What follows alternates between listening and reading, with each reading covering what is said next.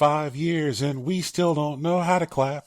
5 years and we don't know how to clap. I mean, it's because Yeah. we're on a Skype call. Like, it's not going to be aligned. We're on a Skype call. Maybe someday. Here. One day we'll get that studio. We'll record in person. Yeah. Like a puppet on a string. Yeah. Whoa, whoa. Podcast.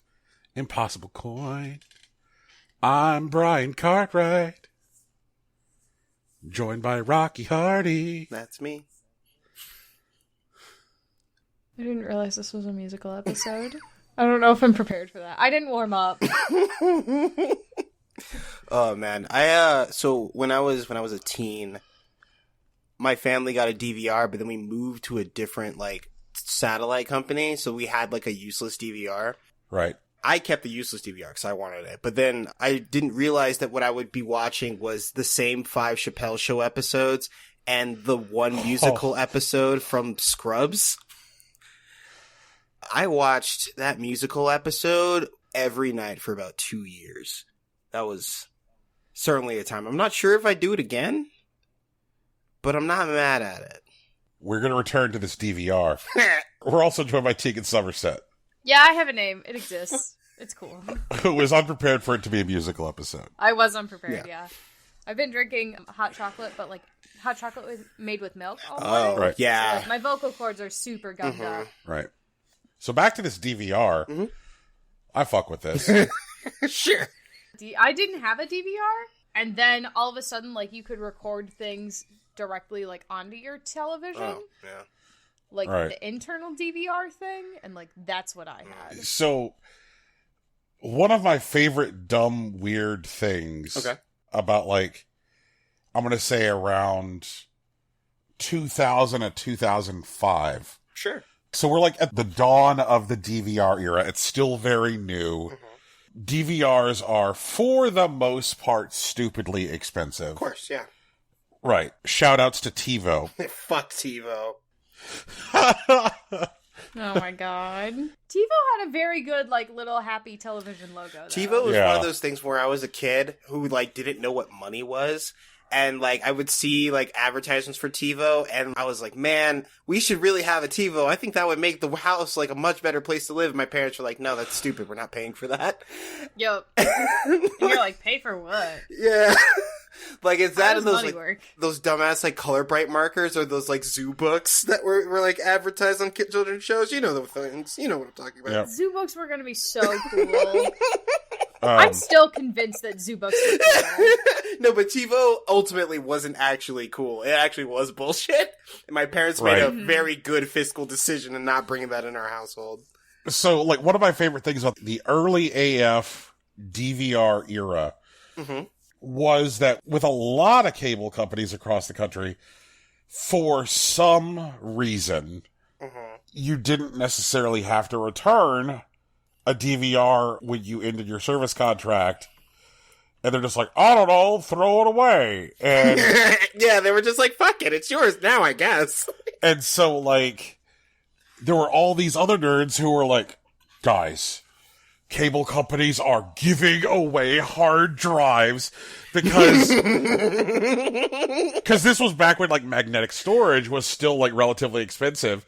Yeah. And so there were, like, all of these fucking, like, you would go on, like, internet forums, you would go on, like, Game Facts or something awful, and there would be, like, these forum threads by shitheads telling you how to, like, open up your fucking, DVR to get the hard drive out, like, all right, here are the additional steps you need to take to, like, wipe your Comcast DVR hard drive, and just like, so great, you now have another hard drive, friend, and like, and it was just like the weirdest, stupidest thing for nerds to ever get fucking excited about. Like, when you cancel service with your cable company, you get a free hard drive.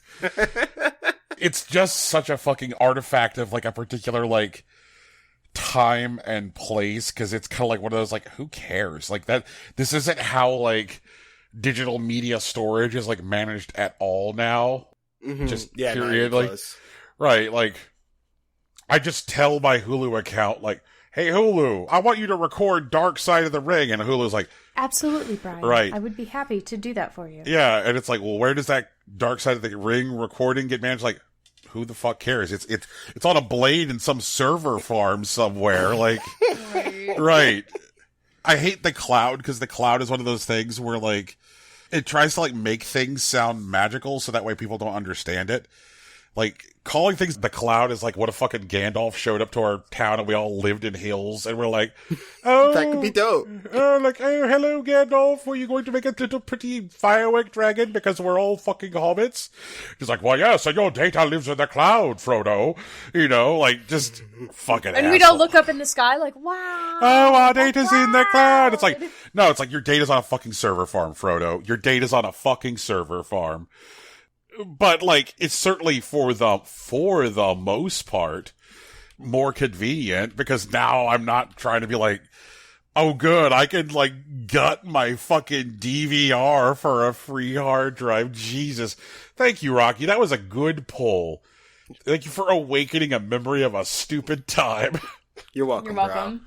Oh, God. The early 2000s were weird. Well, yeah, it's a new millennium. All right, now I've stumbled on a path. I'm sorry, I'm on this path now. Mm-hmm. I tried to watch the movie Saw this past week. Okay, hold on. There are a couple of movies named Saw. Which one are you talking about? All right, I watched the movie in which Cary Elwes cuts off his own foot. Okay, the original Saw, for sure. Yes. Rocky, if I admit Saw Part 2 or Saw Part 3 or Saw the sawing. yeah, or What's the new Chris Rock one called? Spiral. Saws? Oh, Spiral. Yeah, you're right. My bad. It's Spiral : from the Book of Saw. Yeah, that's right. Yeah.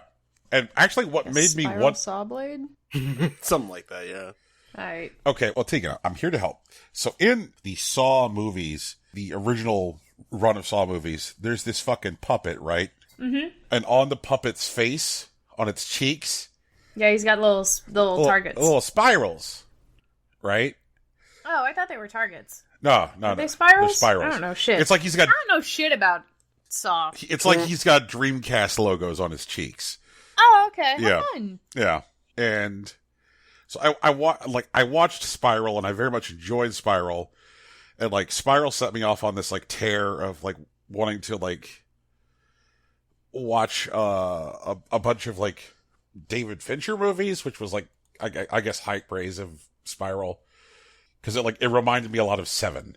But then I was like I guess I should watch Saw, and like I had forgotten how much about like Saw is just bad. Like the guy in the room who's not the guy from Princess Bride, the other guy, Adam the photographer, is played by one of the guys who wrote the screenplay for Saw, not like like normally like a professional actor. Sure. And like his performance is like okay, so like if Duckett Sequoia was a fake person and someone was pretending to be him, the performance of Duckett Sequoia would be more convincing than the performance of Lee Wanell in the film Saw. He's so bad. He's just fucking terrible. He makes these like broad, goofy, like stage faces. He's just like, and I'm like, what are you doing? What are you doing? Like, the thing is that like, despite like how goofily bad he is, like, there were definitely like things that I found entertaining about it. Like, I'm pretty sure that we have the movie Saw to blame for a whole generation of escape rooms. Like that, there it is. Saw happened, where you've got these two fucking dickheads locked into a room, and someone's like, hello, two fucking dickheads. You are now locked in a room. You could either stay in here and die and stuff, or you could get out by solving a series of goofy, obscure puzzles. Make your choice. And I'm like, oh, okay. So, like, escape rooms are Saw, just nobody's cutting their foot off. That's it. That's escape rooms. People... I mean, I suppose you could if you wanted to, but like... Yeah, but, like, escape rooms you are... get blood on the set. Like, escape rooms are essentially just, like, fucking, like, middle-class suburban goofballs paying to get fucking Saw happen to them. They're like, alright, I'm gonna go pay for Jigsaw. Lock me in a room. can I at least get a puppet yell at me and tell me to make my choice? You know? Make your choice. Okay, I've never been to an escape room, but I kind of pictured that they were more like puzzle rooms. They're like, puzzle rooms. Yeah. I don't think they're more like. I don't think they have the same like ill intent that like Saw does. Okay, well, yeah, that's what I'm saying. Is like that's the thing. Is that like Saw, the main room in Saw, is a puzzle room. It's just a puzzle room with like ill intent. Like it's a room filled with puzzles, and the puzzles like exist in sequence. Like you solve one puzzle after another, and like one puzzle after another, and like, oh, I found this clue in my wallet. And then there's a part where they turn off the lights, and they're like, oh wow, now a clue is exposed on the wall because we turned off the lights. And I'm like, this is a fucking escape room. I mean, Saw is definitely an escape room, but as far as like their popularity, I would point to Jumanji before I'd point to Saw. I haven't seen Jumanji either. Tegan doesn't watch movies? I caught myself. Tegan doesn't watch movies. You almost got real upset. I almost did, but I remembered, calling that growth. That's cool, I guess. I saw a little bit of the first Jumanji, and I decided it was too scary. Okay. And that's it. Jumanji was kind of scary as a kid. Now I think it's pretty tame. Then they made Jumanji 2 and Jumanji 3, and they have The Rock because all movies have The Rock now. Jungle Cruise is pretty good. Is it, though? All right. So, like... We were a podcast about video games. Yeah, what the fuck? This is No. He unlocked the fucking Jungle Cruise, button, and we have to interrogate this first. We do? Because it was a joke, Brian. Jesus. All right, so if you legitimately think the Jungle... I'm not going to lay my life on the line for Jungle Cruise, No, Brian. no, Rocky, I'm not asking you to. It's fine. It's fine. I was going to say, so if you think that, Jungle Cruise is, middling or okay or bad, we can move on. And I don't want you to, Cool, let's move on. Great, that's fine. I think Jungle Cruise is a ride. It is a ride, and then they made a movie about it, Tegan. What? A movie in which the fucking Rock has zero romantic chemistry with Emily Blunt. Zero. Yeah. Are they supposed to? That was what they were paying for, yes. Yes. Oh, whoops. Yeah. I have never seen a movie where Dwayne The Rock Johnson is supposed to have romantic chemistry with anybody fucking work. It's just I can't imagine him ever doing a kissing. I'm baffled the man has children. I just look at Dwayne The Rock Johnson, I'm like, this guy... That seems like a lot, Brian. Maybe take 20% off. You're baffled that he has children? Come on. This isn't Goku. Jesus. Is it not Goku? I mean, he's not. No, Dwayne The Rock Johnson is not in a situation similar to that of Goku. Does Goku even have a last name? I can't even remember. I think Goku is his last name. Goku the Goku? It's Goku. It's Goku the Goku. Oh, Kakarot Goku. Oh, Son Goku. Yeah, you're right. My bad. Son Goku. Son Goku. His name is Son. Yeah. But everyone calls him Goku. Yeah, because that's his last name, and that's the appropriate thing to do in Japanese. Except Chi-Chi. Wait. Chi-Chi's last name is Goku, I think. Isn't it the other way around? Because, Is it? Because Gohan's name is Son Gohan. Oh, their last name is Son? Wait a minute. Yeah, that's right. Yeah. I'm stupid. Sorry. Yeah, okay. It's chill. Anyways, Brian, I do have difficulty imagining Dwayne The Rock Johnson doing a kissing, and maybe he's just not there in his acting process. But, people fuck, man. It's fine. Okay, all right, fine. It is possible that Dwayne The Rock Johnson, the man, is, capable of enjoying a romantic engagement. But Dwayne The Rock Johnson, the actor, cannot convey that spirit on screen at all. Basically, whenever I see him on screen, I'm just fucking talk about believing in yourself, drink a gallon of water, do a shot of tequila, and then punch a guy and leave, because that's what you've got. That's your full range. That's your full fucking range. Oh my god. I'm not wrong. I'm not saying you are. Hey everyone, once again, we are not a Dwayne The Rock Johnson tear down podcast. We're actually a podcast about video games. Believe in yourself, brother. Oh man, I haven't been here in a couple of weeks, I think. That's fine, neither way. Yeah. Fuck.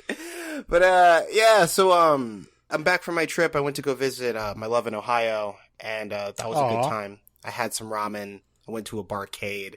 I paid very little money for alcohol that Tegan swears is normal, but whatever. Yep. I did.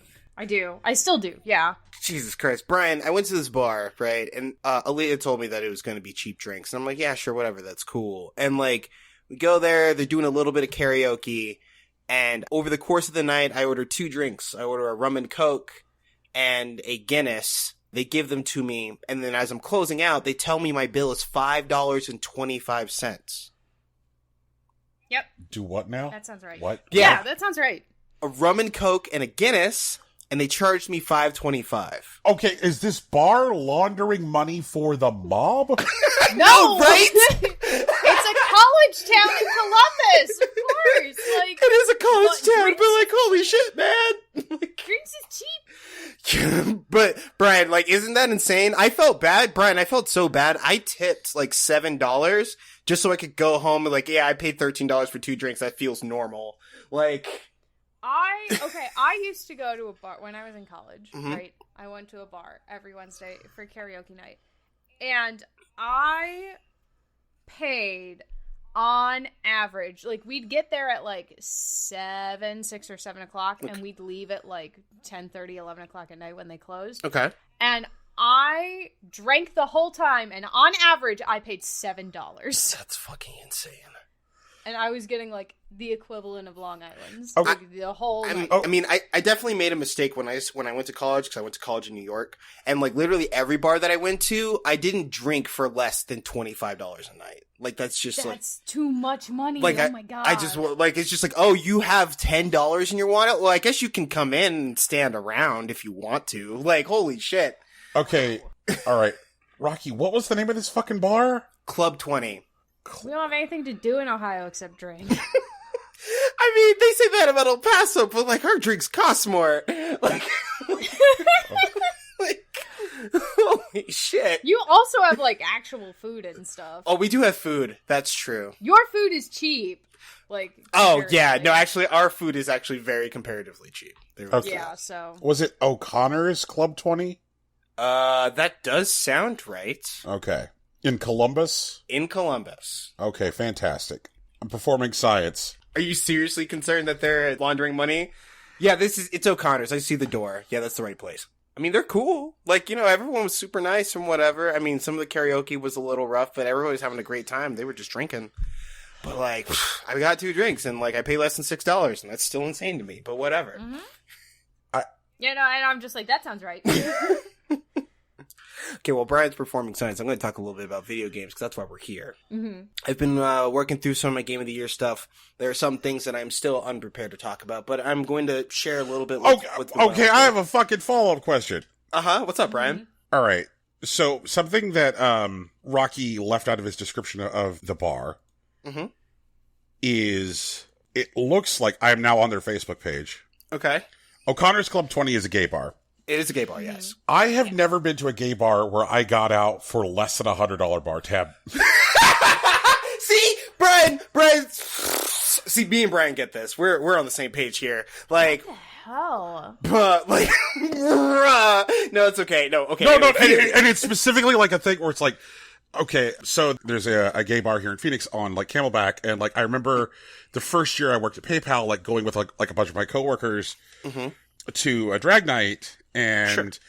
and I remember like doing, I think something like a couple of Jello shots, 3 Red Bulls and vodka and a beer. Sure. And then I got my tab, and my tab was like, surprise, fuck you. And and I was just like, well, you know, and I was like, you live and you learn. You live and learn, yeah. Right. And I remember back in Charlottesville that there was like a gay bar that I would go to after goth night called Club 216. Mm-hmm. And I knew that like going to 216 that there was like all right, hi, we're 216. We're open after the bars are closed. Therefore, hope you like that Budweiser. It's going to cost you $10. Yeah. Right. Jesus Christ. And so, like, there is now an added fucking dimension to Rocky's story. Like, when I pull up this, like, description of the I bar. will, like, okay, so you're looking, if you look at, like, the Google page for this, you know, like, you Google it and it gives you, like, the little thing on the side. The price is $1 sign. It's $1 That is the sign. cheapest. Yeah. That is the cheapest. It is. No, that makes sense. It's still wild, Tegan. Like, it's... It's not, no, that's normal. No, Tegan, Listen, y'all, we're getting absolutely ripped off wherever you're drinking. You know what? Maybe so, okay? But, like, I'm just telling you that I looked at this and I'm like, this is not my experience. That's wild. That's what I said.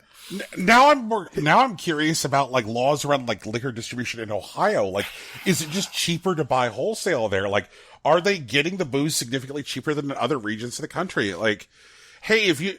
I mean, so there's no tax on booze in Kentucky, and a lot of people will source their booze from Kentucky. Okay. So, like, I know that's, like, a lot of the bars in Cincinnati, they specifically, like, do their, like, they get their stuff from Kentucky. Wait, that's allowed? Yeah, that's illegal in Texas. Yeah, like, that's illegal in virtually every fucking state. I mean, you just order from, like, the place across the river. Oh my god! Yeah, that's what I mean. Oh my god! I'm having palpitations! People would go to straight up jail. Oh like, my god! Prison. Oh that. my god. I'm not Like- kidding. Like, the idea of liquor being sold with a tax stamp from another state, I'm just dying. I think it's more like the restaurant buys it from the others. Yes, I understood what you were saying. Deacon, the concept was clear. We're still on the same page. Brian is... I don't know. To be fair, though, also, I don't work in the restaurant industry in Ohio, so I don't fucking know. Brian's gonna do the research, and then he'll Yes, I'm gonna climb this very steep fucking hill. Often. Okay. Video games. Video games, right? So I've been playing... Last night, for example, I spent some time digging into Chris Tales, which has been affectionately named by Tegan Legend of the Stephen Hearts. Yep. It is a astoundingly gorgeous video game with some very interesting mechanical choices based around the main character's identity as a time mage. If anyone's played the demo or, like, just seen any of it, like, you've seen that, like, in combat, you can, like, do things like, say, soak an armored opponent in water and then fling them into the future where that water has rusted the metal or, like, the moisture and, like, the oxygen. You guys know how rust works. Yeah. And so that makes them more vulnerable to damage. And there are, like, effectively 3 versions of every enemy type in the game.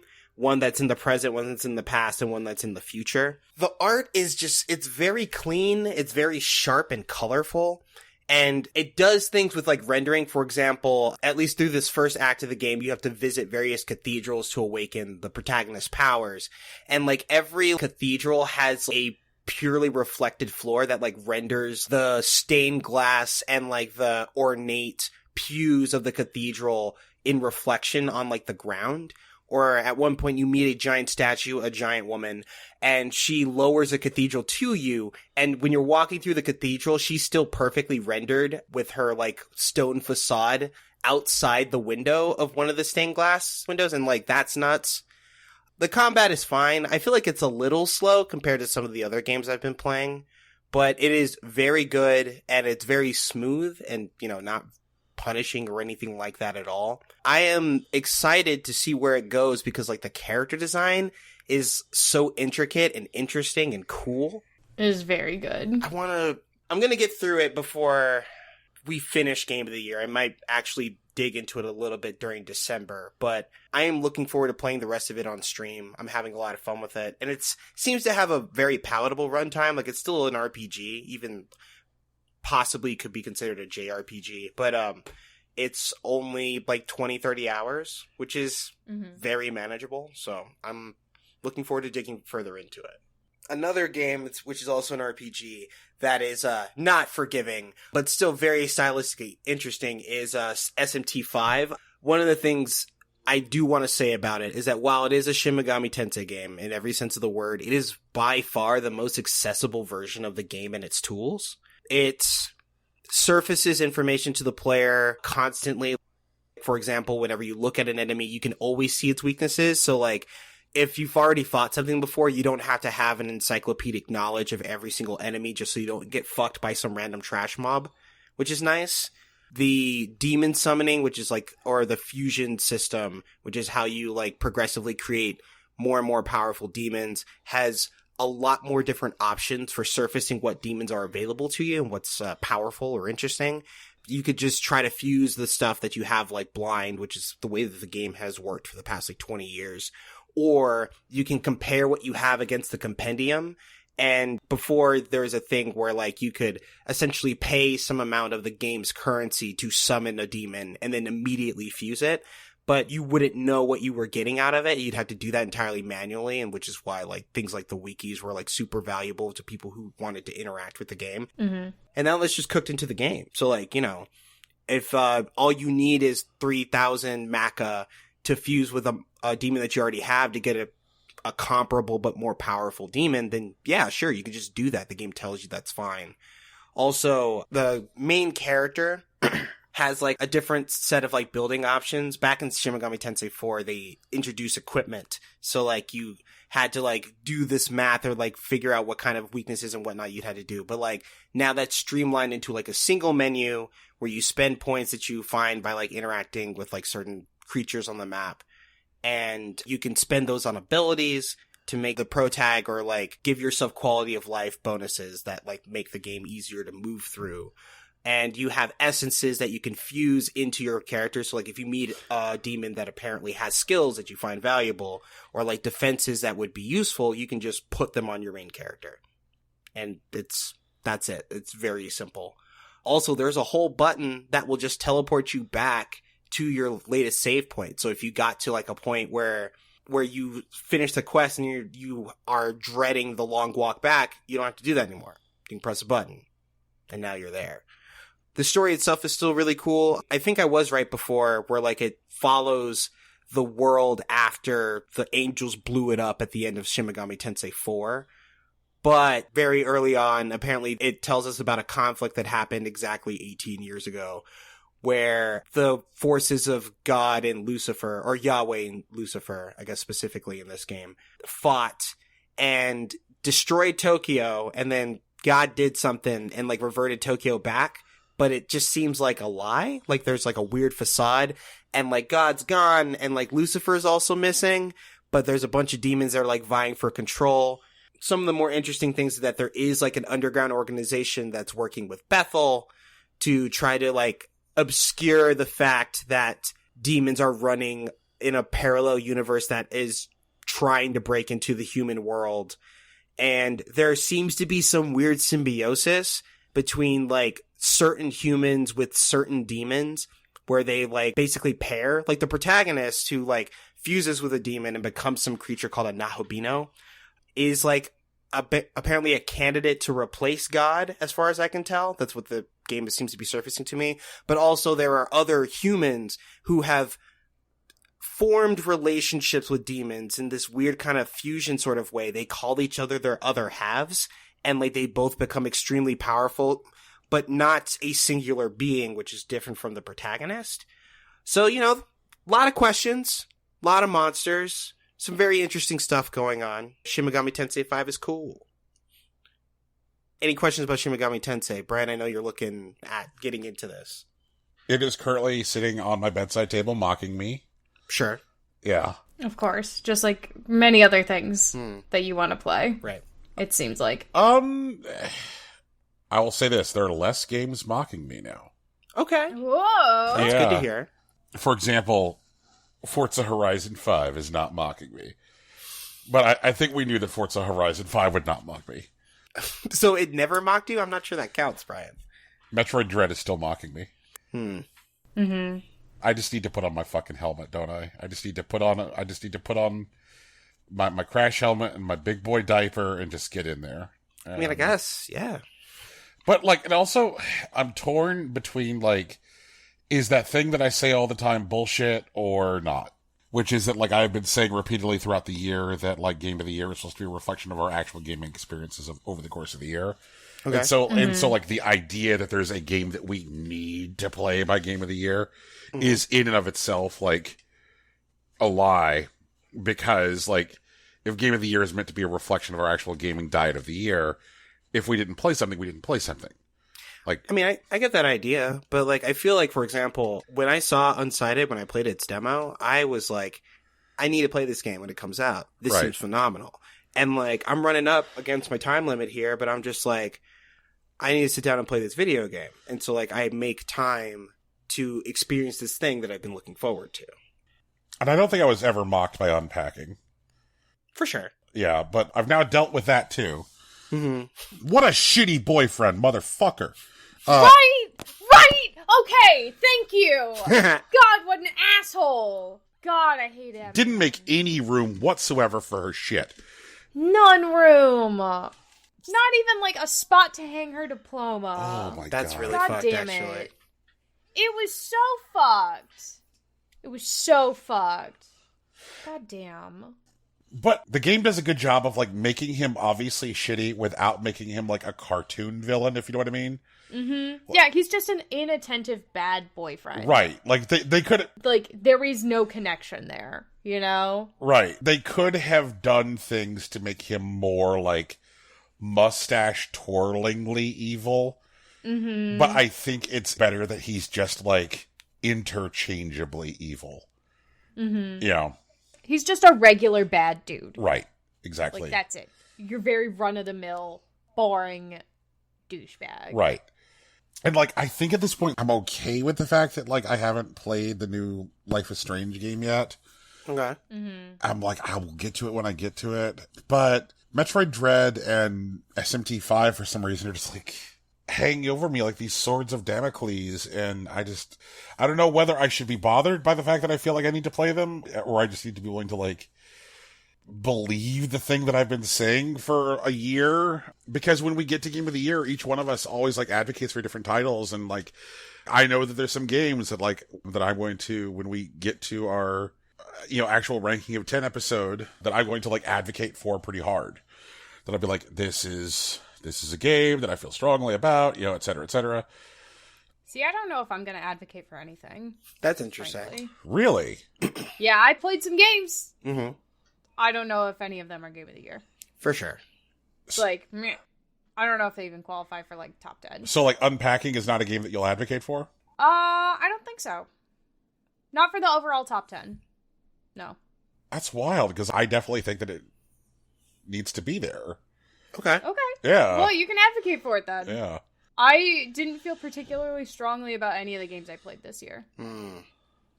There were definitely games this year that I played that, like, I anticipated liking more, that then, like, I really thought that I was going to be, like, super high on Behind the Frame, right? Mm-hmm. And then I played Behind the Frame, and it was, like, ... okay. Sure. Yeah, it was alright. Yeah. But, like, there's definitely shit that, like, I know that when it comes time to, like, advocate for stuff that I will want very high. Like, I think that Rocky already knows that, like, I'm going to have a whole very long repeat day speech. Mm-hmm. Yep. Oh, that reminds me. Take this information as you will, but I'm drawing a line in the sand. I will be advocating for Unsighted. I think it's not only one of the best games of the year, it's probably one of the best games I've played in a very long time. Okay. It's That sounds right. It is very good, both experientially and, like, conceptually. Like, it Right. definitely takes in the idea of making choice valuable and consequence real. And it definitely does a lot of things in its design to both allow you to, like, progress through the story, but also obscure opportunity to, like, I guess, press through it faster. Unsighted very much surfaces to you that the most important thing that you'll ever have in the game is time. Right. And there are several ways, with the right amount of knowledge, with the right experimentation, where you can simply have more time. And then even then, if that is not your jam, you can just switch it over to Explorer mode and explore at your leisure. But there are numerous very good moments in the game where it's just like, oh, hey, if I know how to do this, then this becomes crazy easy and I save so much time. For example, one of the first, like, dungeons you go through, which the game, like, tells you this is where you should go, gets you an item, a shuriken, that, like, which is a projectile you can throw around and control. And it's useful both, like, in the second dungeon and, like, its boss, because you can throw the shuriken through, like, flame, and then it can catch fire, and then you can deal fire damage to enemies. But at the very, very beginning of the game, there's an enemy that seems insurmountable. It's terrifying. It has huge attacks and everything. But if you're confident and you defeat the boss, you get a reward, which is a flaming sword, which just trivializes that whole thing. Like, instead of like trying to throw a shuriken and then control it and then guide it through the flame and then pull it back, you can just slash shit and it burns on fire. And there's all sorts of like little things that, like, with mastery and like knowledge, that makes the game a lot more it doesn't trivialize the game as a whole, because it still has this difficult time constraint over you, but it affords you so much more time and space to explore things. And I think that's like what the real rewards of mastery should really be. And God, anyways, I'm going to be talking a lot about Inside It this year. Yeah. No, like what's spoilers? Like, later on in this episode, we're going to be talking about the nominees for this year's Mountain Dew and Doritos Awards. Yeah. And like, it's really weird because like, I feel like the way I reacted to the nominee list seems to be a way that like a lot of people reacted to the nominee list really this year, which was, I saw like a shit ton of media coverage and a shit ton of like Twitter feedback about the list of nominees. It was like, really? Question mark. I was like, what the hell? Yeah. This? Yeah. Are you sure? Yeah. Are you real fucking sure? Right. Really? I mean, okay, but what? And like, I just think that like 2021 has been like a profoundly good year for video games. Like, there has been like a absolutely amazing amount of like very, very good video games. And like, yes, I can think of some games in the AAA space that have been like very good this year. Like, namely, like Forza Horizon 5 and like Hitman 3 and Resident Evil Mommy Please Sit on Me. But most of the games that like just made me stand up and fucking clap this year have been developed in independent spaces. Real independent spaces. Yes. Yeah. That is a good distinction, Rocky. That is a hell of a call out. You know, like, that's a good, real point. And like, even if we're going to talk about like Findy, I'll call that fake indie. If we're like, and even like some of the Findy games which have been getting attention are not even like the Findy games that I would like point at. You know, it's like, okay, if we're gonna fucking talk about Devolver games, can we at least talk about some different Devolver games? Yeah. But we'll get there. We'll yell about that later. Wow. Have you gotten back into the good life, Brian? I have, and Okay. I've really warmed to it. Okay. See, Yeah. I figured that was gonna happen. It just needed some time. Yeah. How do you feel about Lobster Man? I'm pretty sure that Lobster Man is a reference to an existing character from Dark Dreams Don't Die and Deadly Premonition. Mm-hmm. I thought you were going to say the Amanda Show. That also would have been good. Yeah. But just to take a step back real quick, you know how you're a broke photographer in London, right, Tegan? That's what The Good Life's about? Sure. There is a rival photographer hired by the same company to try to chase down the scoop faster than you do. He rides around on a motorcycle. He's super obnoxious, and when he opens and closes all your interactions with lobster, and it's a whole thing. Okay. Yeah. But Brian, you were saying reference? Yeah. Like, it feels like a character from Dark Dreams Don't Die and Deadly Premonition who would begin and close interactions not by saying something, but like eating an entire sandwich. Yeah. You know? What? Which is just like weird surrealist shit, you know? It's like, I'm going to eat the sandwich and then start dialogue, and then I will have full dialogue with you, and then I will eat an entire other sandwich. So it's like, yeah, like this, you know, like this feels like that, and just like the surrealism of it. I really like how The Good Life is taking the piss out of the idea of, air quote, satisfying gameplay loops. Like so much of the game is a metatextual joke about the idea of the satisfying gameplay loop. Yeah, I get that. Yeah, it's like, ha ha ha, your life and your crushing debt is a satisfying gameplay loop.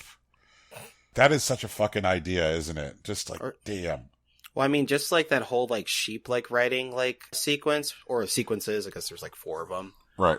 Like all of those like course designs they weren't really designed for you to kind of cruise through them. Like, they were, you know, they had, like, pop-up obstacles and, like, weird turns and shit.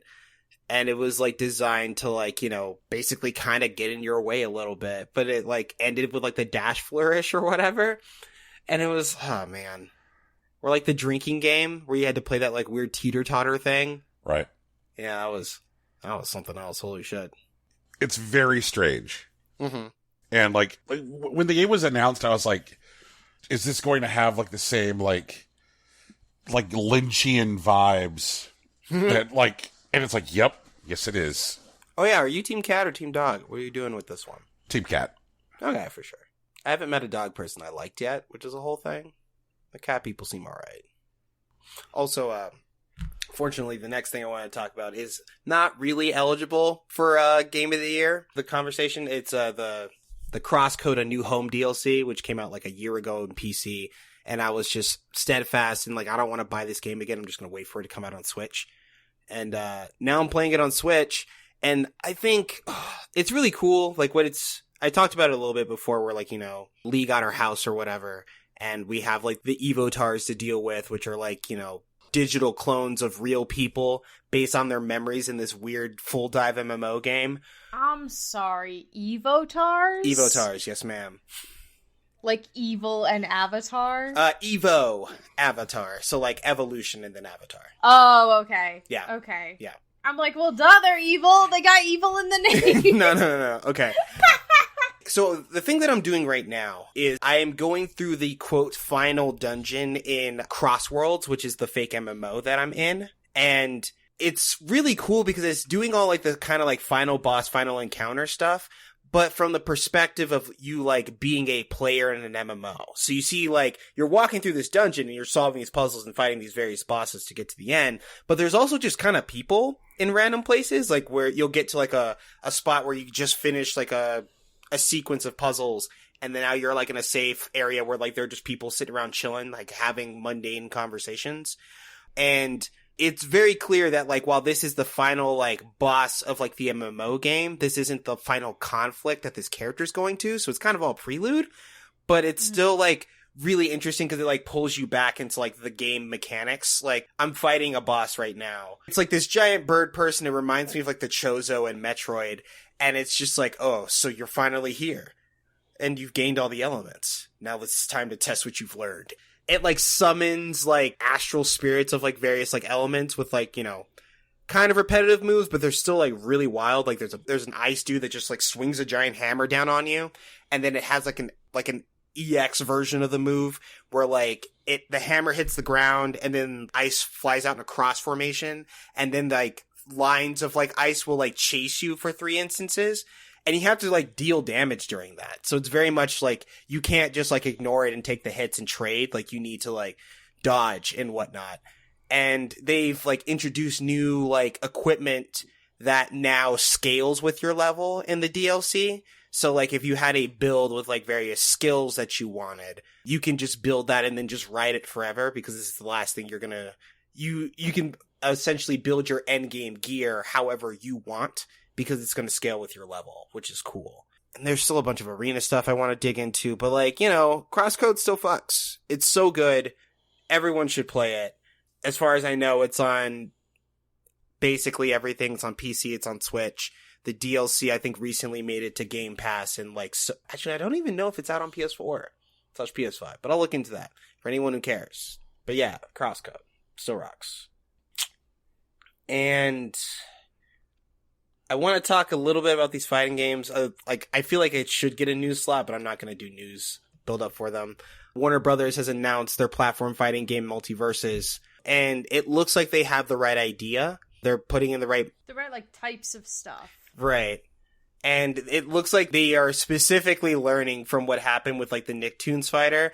Like, they made a point of saying, hey, like, all our stuff is fully voice acted, because that was, like, a major criticism of the Nicktoons game. Mm-hmm. And it's going to be free to play, which is interesting. I want to see how that model goes for them. I hope they plan to support it, like, over the long term. Like, it'd be shitty if they didn't. And, you know, I hope it goes well, because I think there should be more competitors in that space. And I like Multiverses because it seems to be more embracing of the idea that this isn't just like a platform fighting game with your own IP, but much more an opportunity to have people play around with like these characters in like a joined space. So we'll see how that goes. Also, Project L was recently revealed by Riot Games, and this along with Arcane just further proves that like the worst thing to come out of Riot Games, besides all the abuse and the sexism, is League of Legends. And I love that for them.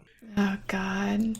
And Panda Global is going to actually get Nintendo's blessing to create a Smash circuit, which is like the first time that that's happened ever. And I wish them luck. I'm going to be keeping an eye on those things. So, Brian had a thought and then it got stuck. Yeah.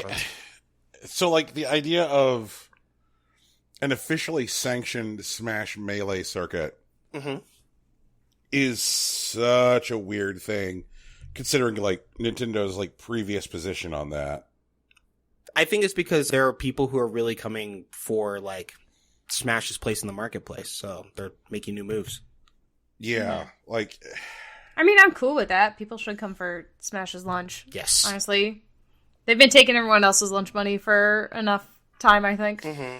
It's really weird to see that there are people who, I guess, like, don't understand the particular recipe that makes, like, Smash a thing. Mm-hmm. Like, I was part of a conversation earlier this week where people were like, lol, it's just IP fighters. And they're like, this is just like Killer Instinct. Talking about multiverses.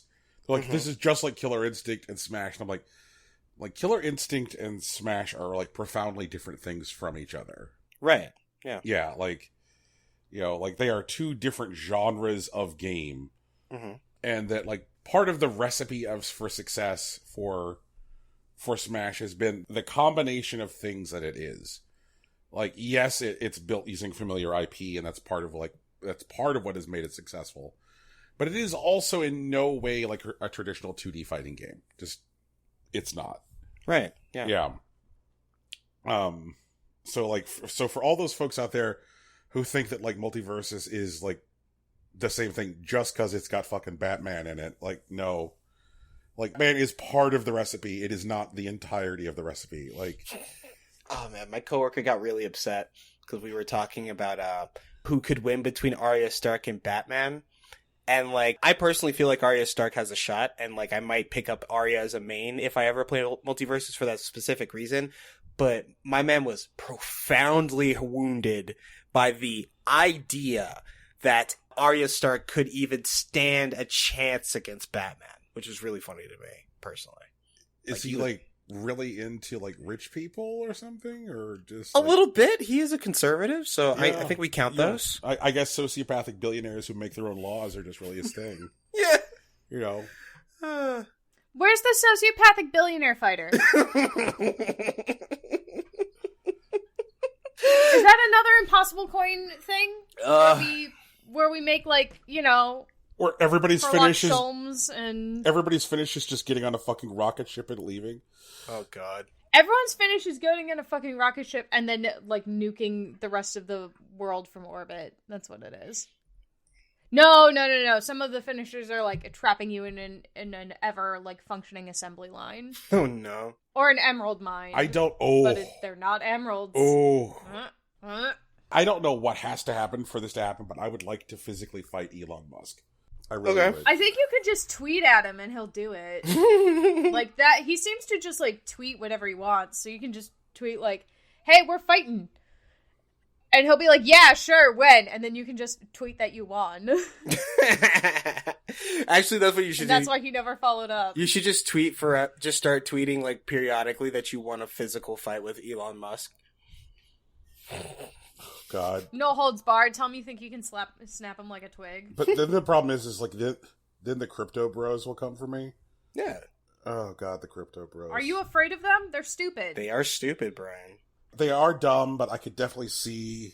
I could see some crypto bro, like, being like, I'm going to make it my life's mission to harass and or dox this man. Yeah, that's true. Yeah. That's fair. See, but then you change your Twitter name and you're safe. And your Twitter profile picture, don't forget that. But yeah, like, fucking Musk, like, I saw that, like, Musk, like, actually deigned to tweet a picture of, like Dr. Robotnik and was like, I must gather the fucking Chaos Emeralds.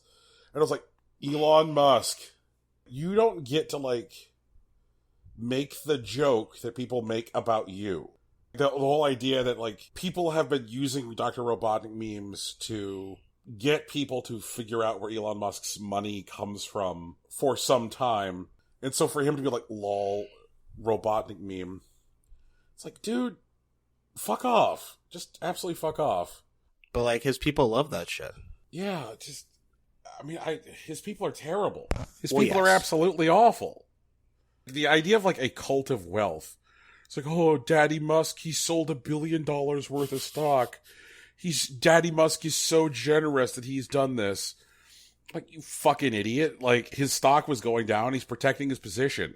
What do you want? Like he doesn't even have to play, like, chess with these people. He can play fucking checkers with them. He's just like, should Daddy Musk sell $1 billion worth of stock for mommy federal government?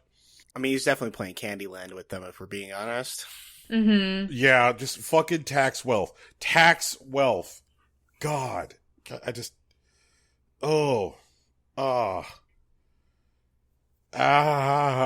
Burns. Every part of it burns. Okay, so while Brian's getting some ointment, Tegan, what have you been up to? Nothing! No, it's okay. I'm sorry. I'm sorry. I apologize to my friends and family. I've been doing a few things, but not very many things. Mm-hmm. As usual. I did have the Christmas Mountain Dew that's out. Okay. I'm sorry, the holiday Mountain Dew. Mm-hmm. It's the ginger snap one. It's okay. I bought 2 of them. I regretted the second one, but the first one was fine. It smells like ginger cookies, like gingerbread cookies. Okay. Does not taste like gingerbread cookies. It tastes like royal icing. Mm. But because it smells like gingerbread cookies, it definitely does trick your mouth into thinking there is a gingerbread taste there, and there isn't there. You know? I do get that. Here is a thing that you likely haven't done, but I would like you to ask you to do if you have any left over. Okay, yeah. I would like to know what this is like when it is consumed with dark rum. With dark rum, I don't have any dark rum, so I will have to get some of that first. Okay. I mean, that's easy. It's Ohio. We don't have anything else other than alcohol. I can't buy any today, though, because it's a Sunday. I can buy beer and wine on Sundays, just no booze. But I will try that. I'll try that for you, Brian. Fantastic. Do you want me to make it warm, or do you want me to do it chilled? Chilled. Essentially, I want like a dark and stormy here, you know? Oh, okay, like a dark and stormy. All right, Yeah. I can do that. Yeah. I can do that. I can do that. I have those skills. I have none skills, but I can do that. I'll let you know next week. Fantastic. Maybe not exactly next. Oh yeah, next week. I could probably do it next week. Okay, anyway, so that's that. We've gotten all 13 hearts in Breath of the Wild. I think we have 14 hearts now. So we can officially do the Master Sword and the Master Sword Trials.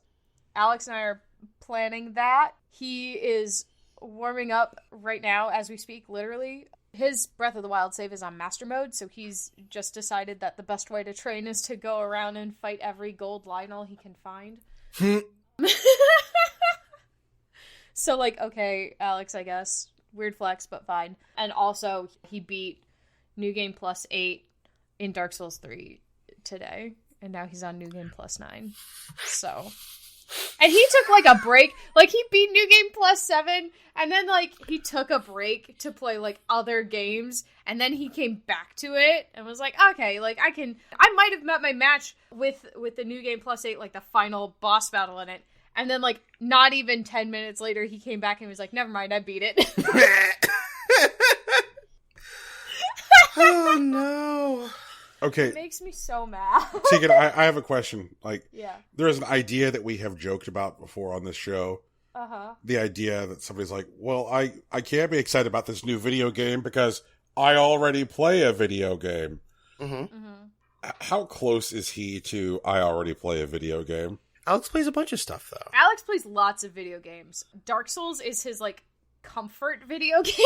Mm-hmm.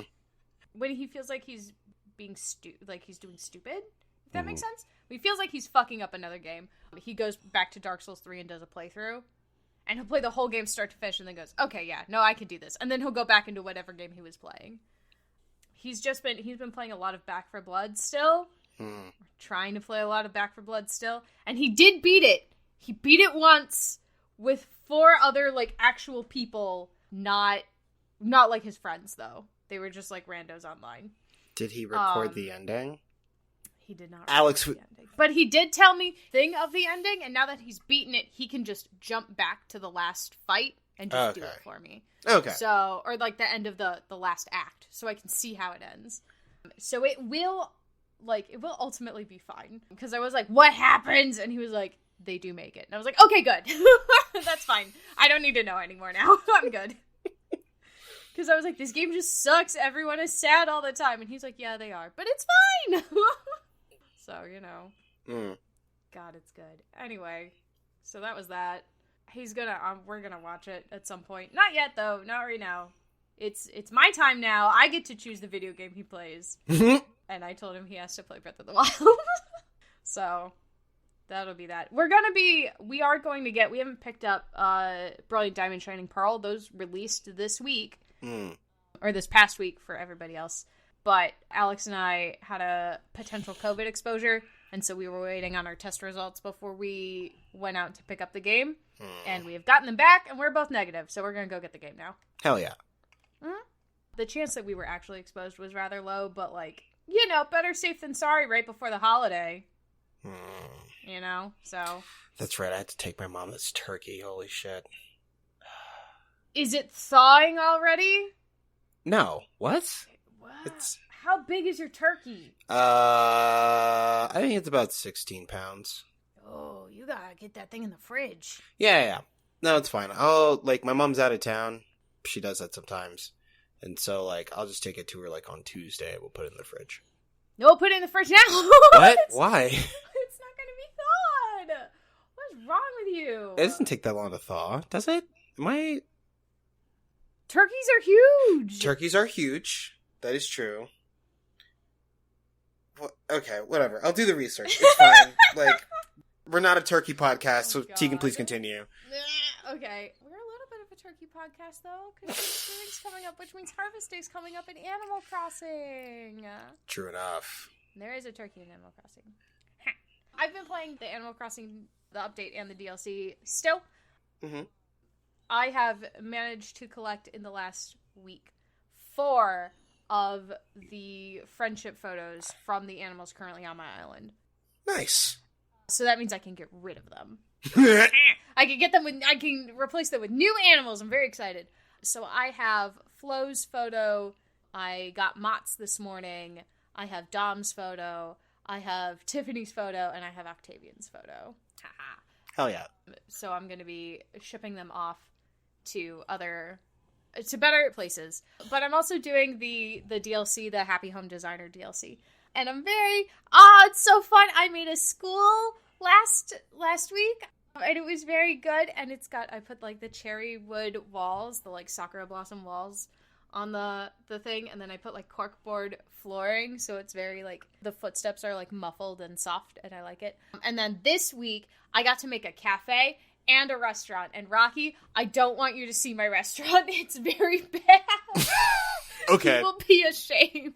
All right, I do want to see photos of this school, though, because Her Majesty might be interested. I think I did a good job with my school. I made it. It's a one-room school because I didn't have any, like, dividers or anything yet, and I'd just gotten the ability to, like, extend the walls. But you can go back and redesign your buildings at any point, which is nice. And, like, I only made space for 4 students and a teacher, because at the time there were only 4 people living on the island. So, and now the rest of them, like, work at the restaurant or at the cafe. So, yeah. I will send you screenshots of the school. It's very cute. I like it. I'm really happy with it. I hope Her Majesty approves. But you will not like my restaurant, and I understand that. Like, if you see my restaurant, I will just you will be Gordon Ramsay yelling at me, and I will be like, I have an idiot sandwich. Okay, fine. We'll leave it alone. I do want to I'll show you my restaurant, but, like, it's bad. My cafe is cute, though. I like my cafe. I'm happy with that. But the good news about opening up these additional, like, facilities on your island is now more animals come to the island than the ones that just sit on the beach. So you have more opportunities to have like a variety of animals to build houses for. I'm very excited. I made a little self-sustaining farming cottage for like a little white mouse. I don't know what their name is. I wasn't paying attention. I just thought their like house idea was cute, so I did that. I tried to give it very much like Studio Ghibli, like in the woods vibes, you know? The lion with the white mane who wants the toilet palace. He's been on my island a number of days, and I just refuse to build him his fancy shit house. I don't want to build the fancy shit house. All he wants are toilets. Literally, he lists 2 kinds of toilets and a sink, and that's his like dream house. Brand, you've seen this guy, right? You've seen this fucking lion? Palace. I have. Okay. God, did you build him a toilet house? No, you don't have the DLC. I did not buy the DLC, yes. Oh, but he wants a toilet house. I didn't build him a toilet house. I did build a nice board game house, place for Tank and his friends to play board games. Good for Tank. And I also made him like a little streamer setup, so like he can also stream if he wants. Very fun. Who else did I make? I got the like British koala. Her like catchphrase is govna. And she wanted a little house full of antique furniture, and so I did that. It was very fun. It's very dark. I didn't have any wallpaper I liked, so I used like the dark red wallpaper, and it made the whole house kind of dark. But it's still nice. And I put a creepy Victorian doll in there because, you know, you gotta, right? Sure. But I think my interior aesthetic for the Happy Home Designer is getting better, which is good. I am really looking forward to when I get to update, when I like hit the artificial wall that says like, oh, now you can add roommates to stuff, because then I will build Chrissy a house, and then I will let Francine roommate with her, and then they'll be little pop star friends. I'm gonna make them little like dorm rooms on either end with like a little dance studio in the middle. I think it'll be cute. Hell yeah. I'm not quite good enough to make, like, Isabel and the Able sisters a house yet. But soon. Soon. I am making 12,000 Pokey a house now, which is like 12,000 bells, essentially. A little bit less than that. And I got paid 25,000 for doing the restaurant. So, and I didn't do a very good job. But it's fine. I accidentally hit, like, I'm so mad at myself because I hit the, like, yeah, I'm fine, before I got to change, like, the little waiter outfits or, like, who was working at the restaurant. And so, like, the people I didn't want to work at the restaurant are working at the restaurant. Both my chefs are in matching outfits and I don't like it. Oh, well. Maybe someday. Maybe someday I'll figure it out. Yeah. I want to believe. And then other than that, I've been playing a lot of Among Us. Because of the Among Us update. Tina's gonna hit me with some crazy, insane tech. Okay, let's go. No, I'm absolutely not, because I'm very bad at it. Okay. The only thing I'm very good at doing at this point is being the angel. Okay. The guardian angel. If you die, generally, the first people to die get the guardian angel role, usually. Up to, like, however many guardian angels you set in the game. You can set up to 3. Okay. Just like you can set up to 3 imposters, up to 3 guardian angels, up to 3 of like everything else. And the guardian angel role is fun because you do get to protect people from the imposter thing, and like you put up a little shield and the shield makes like a shattering glass sound. So like, you know, as the ghost, the imposter knows that whoever they tried to kill, it failed at killing them. And the person who was attempted to be murdered, they are also aware that the guardian angel shield has shattered, and so someone was trying to do a murder. Okay. And was stopped, which is neat. Does it trigger the kill cooldown, or can you just mash through it? It does trigger the kill cooldown because it is an attempted kill. Okay. But the guardian angel cooldown is 20 seconds. Oh, okay. So you can't get a shield back up necessarily before, like, the killer's kill cooldown comes up. Yeah, then it's a race to, like, try to call a meeting. Yeah, then it's a race to call a meeting or find another body. Right. Sort of thing. That's cool. That's a... Yeah. Yeah. And it's nice because you can protect people who are doing, like, extended tasks. Hell yeah. Which is what I do a lot. So, like, someone will be, like, doing the reactor where it's, like, the Simon Says thing. And I'll find them and I'll be like, protection! So you don't have to worry about dying for the next, like, 20 seconds or whatever. Mm-hmm. And that's fun. And, like, as a ghost, they get, like, a little guardian angel ghost that, like, flies around them that they cannot see, but you can see. So, like, the other guardian angels know who has already got a shield and who doesn't. That's good to avoid overlap. Yeah. Yeah, you can double protect people, though. Oh. Yeah. So it'll shatter the one shield, and then it'll shatter the other shield. Wait. Like, they both don't shatter at the same time. Okay, so it's just like, this is the chosen one. This person needs to survive. Yeah, That's this a strat. person needs to survive. That's cool. But because the guardian angels don't know who the imposters are, you can accidentally shield an imposter. Ah, okay. Which is also Yeah. a thing.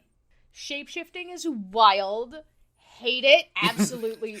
Oh, it's so good. It's so bad. It's so good, though. Tegan, come on. Yeah. It is, though. So from the shapeshifter perspective, choosing who to shapeshift into is challenging, but it's an easy way to frame other people. Okay.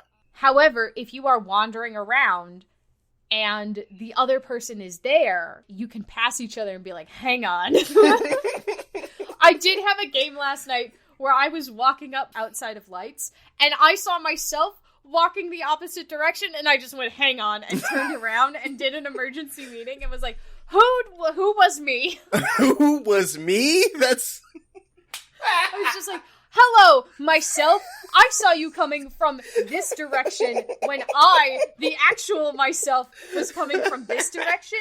Who are you and what are you doing?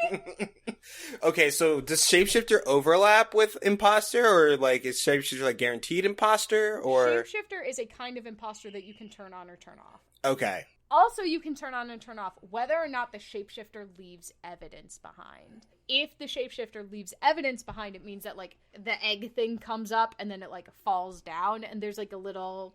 I don't know how to describe it. I'm gonna call it a tentacle pod. Okay. That just sits on the ground. That's the evidence. So you can see, oh, a shapeshifter was here and probably vented away or whatever. Or a shapeshifter was here, so the murder may not have been done by the person who we see near the body. Like, that kind of stuff. But seeing yourself, absolutely wild. And I was like, hey, so who was me? And it was me and two other people. And one of them was like, oh, it was me. I just liked your outfit and I wanted to cosplay you. And I was like, oh, that's flattering. And then you vote them off the ship? No, we didn't. That's the thing. Tegan, please! Someone voted for me. I voted for one of the other people. And the third person also got one vote. So it was just all three of us. And I was like, oh, no. Yeah, okay. It was bad. Also good, but also bad. And then the imposter called reactor and then shapeshifted into the other person. And so I was just standing there going, oh no, I don't know who is who anymore. And we died because neither of them did reactor. Okay. Sick.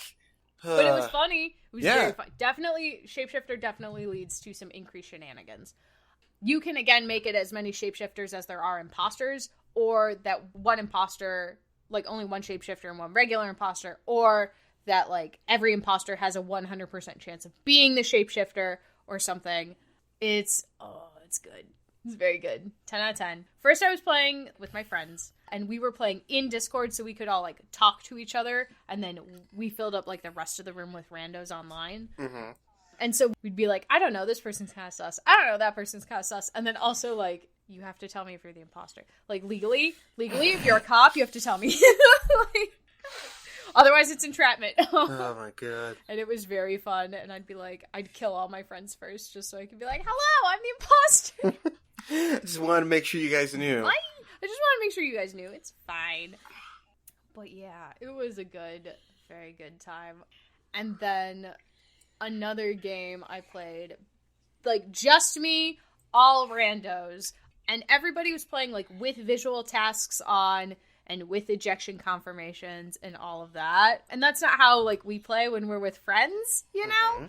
And so when, like, enough people ended up leaving that I ended up in charge of the room, even though I joined a random room. Okay.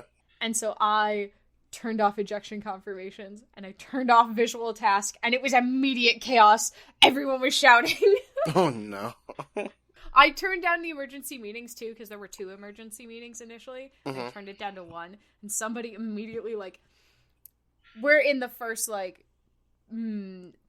like 2.5 minutes of the game probably, and someone calls an emergency meeting and just goes, Green, why didn't you finish trash? And they're like, I did finish trash. And they were like, no, I followed you to trash and you didn't do the second trash. You just stood there and then you left.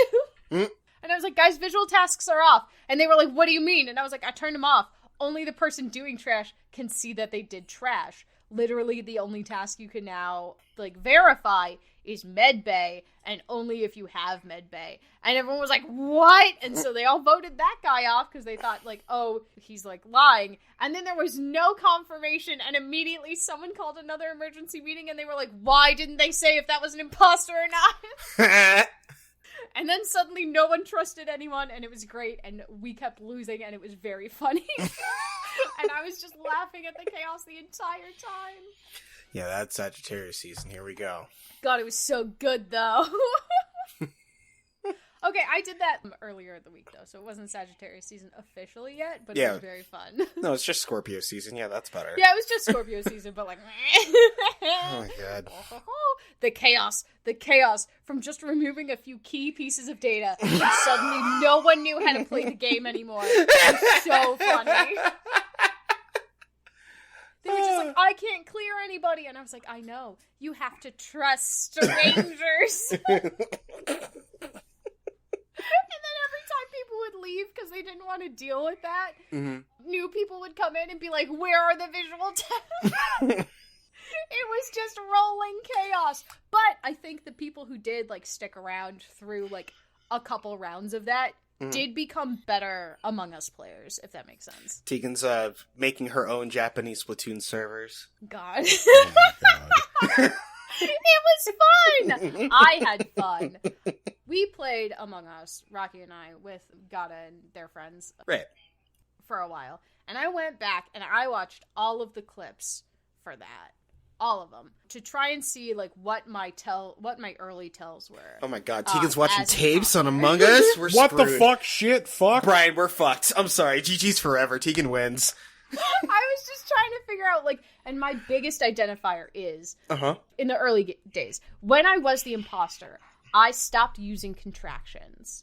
That was my big tell. Rocky, your voice cracks. My voice... When you're the imposter. Your voice cracks, or, like, you speak higher in, like, a more aloof tone, I noticed. I do speak higher in aloof tone, that's true, yeah. It's okay. Never again. Like, you know. So, like, yeah, right. So I was like, I announced to everybody when I was playing with my friends, I was like, this is what I noticed. I'm gonna try to stop doing it. Call me out if I'm doing it. And everyone was like, okay. And I managed to mask it most of the time. Okay. So I'm definitely getting better at being, like, a liar. Tegan's learning to lie. Yeah. Well, at least I'm learning to lie in Among Us. I still can't lie in real life. You know. But that's fine. So I look forward to the eventual return of when we start streaming Among Us with friends. Because I'm going to be ready. Tegan's gonna win. I don't know if I'm gonna win, but I'm gonna be ready. Okay. So, that's the goal. I just want to be ready. Fair enough. Brian, what's going on with Mastodon? So, I tried to join Mastodon. Okay. What is Mastodon? For people who don't know, social network. So, Mastodon is like a social network. It is a non-profit social network. And I wanted to do it because recently, like, both Twitter and Discord did things that I was like, gosh, these are bad. You know, like, Discord appeared to be, like, climbing into bed with crypto bros. And I mean, it still sounds like they are, but, you know. Yeah. And then, like, Twitter was like, hey, what if we charged you for basic functionality on the Bird app? You know, like, with Twitter Blue.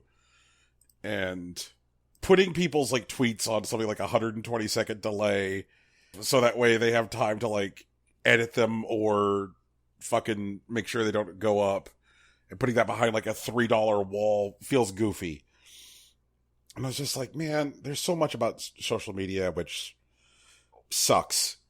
Let me go to a place which is run not-for-profit and see if that is any better. And I discovered that non-for-profit social media networks have entirely different problems. Yeah, sure. Yeah. I don't know how much memory y'all have of what the internet was like in the mid to late 90s. back when like lots of people were like hanging out on like email chains and IRC and such. Mm-hmm. But like it definitely felt like someone just being like trying to be king of the shithill in an IRC channel. Yeah. And so like since the way Mastodon works is it's a bunch of like federated non-profit servers. Like the rules might be different on your server than some other server.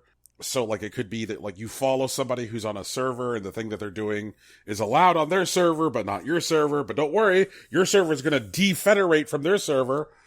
So you won't even see any of their new content. But it's not like your server will like make it easily publicly aware that that's happened. So like you'll continue to air quote follow them, but it'll just never update. So it's like you're following like the ghost of a person. It's like, here is person X's profile forever. It'll never be updated. I discovered that because I originally joined on mastodon.social and I tried to follow friend of the show, Stuart Templeton, and I was able to send him a follow request. But then I found out that the server he was on had defederated from mastodon.social, and the request I sent just went into the ether because the two servers were no longer federated. Mm-hmm. So then I like joined the server that Stuart was on, which was elec.xyz, and started to discover like some of the like absolute limits of functionality. The search box in Mastodon. Let's say you want to find people who are talking about wombats, right?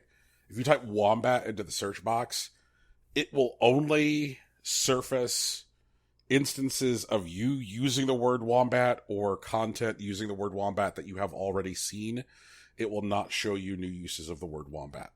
And I was like, why is this? And the answer I got given is that search functionality is a vector for abuse.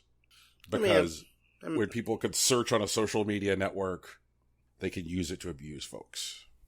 And I was like, okay, yeah, but like search seems to be a different problem than moderation. I'm sorry, I'll rephrase. Discovery is a different problem than moderation. True.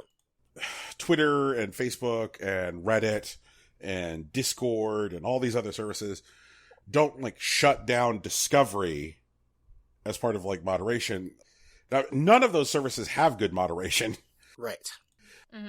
But I don't think anybody's out there like clamoring saying like, make it impossible to fucking find anything in order to keep us all safe. The issue is that like, you just need to have more effective resources or more effective tools for like moderating content. A good example of that is always like banned word lists or image recognition tools so that like if somebody will post a JPEG, if there's like certain forbidden shapes in the JPEG, like image recognition just denies the fucking thing altogether. Like if I post me a swastika, just deny the upload, right? Mm-hmm. But they're like, no, because like it's possible that if someone searches for the word gay, that they want to like harass gay people. I'm like, well, what if somebody who's gay wants to find other gay people to talk to about gay things? That is a thing. Like social media is like a way that historically marginalized people have found each other in order to talk to each other. And like bulldozing search functionality fucking makes that impossible. One of the things that like Mastodon has like hung its shingle out, and it's so weird to say like Mastodon has hung out its shingle because like Mastodon is again like a federated colony of servers. Mm-hmm. But like one thing that the Fediverse has said repeatedly is like, hey, marginalized people come here because unlike Twitter and Facebook at all, we won't put up with bullshit. And it's like, well, what good is like creating this like wall of attackers if people can't find people to share a safe community with? How do people find each other on Mastodon? Is the answer that they simply don't? The answer is basically like through the comments on other people's posts, like forge relationships organically, or outside of Mastodon, then drag the relationship into Mastodon. You know, like, yeah, I get that. Yeah, and it's like speakeasy. Yeah, and I'm like, that's not really fucking great for purposes of like, you know, making new friendships and like building new relationships. Like lots of the people I talk to on Twitter all the time are people I fucking met on Twitter, you know? Mm-hmm. I have Twitter friends, and that's because of like Twitter's discovery tools. I went on to fucking Twitter and I would like type the name of a video game I liked or typed wrestling and then be like, okay, who are the people talking about it? Who are the people talking about this thing that I care about? And then using that as the thing that like helps me discover new relationships. And it just, every time I would like voice concern on Mastodon, like I said on Mastodon, like discovery seems bad, right? And like I can't find anything. And someone's response to me was like, oh, well, you have to realize that you're still in like a capitalist mindset and it's going to take you a while to like, like adjust from like the toxicity of like Twitter and stuff. And I'm like, look, that's kind of silly. Like there is a difference between like having an algorithm applied to my relationships and my interactivity, which is designed to like drive my ad views and drive me into generating hashtag content in order to make other people engage more. Like great examples of that are like when Twitter and YouTube will show you things that they know will make you angry, because if they make you angry, then like you're more prone to type stuff, which will then keep other people on longer. So like I'm not on like I'm not here advocating for content generation treadmills. I'm not here advocating for like interacting with brands as people. Like Arby's is not my fucking friend. Like I think I've probably been on this show, like if I were to like come up with sentences I've said the most on this show, brands are not your friends would probably be number one with a bullet for me. And so like it just feels like right now Mastodon as it exists is just like this fucking nerd clubhouse where people are like establishing like a whole bunch of different servers in order to be like, oh, okay, well now I can dictate who sits at the cool kid lunch table and I am at the cool kid lunch table and fuck everybody else. And I would like for it not to be that way. What's wild is that it may not be that way everywhere on Mastodon because of how Mastodon works.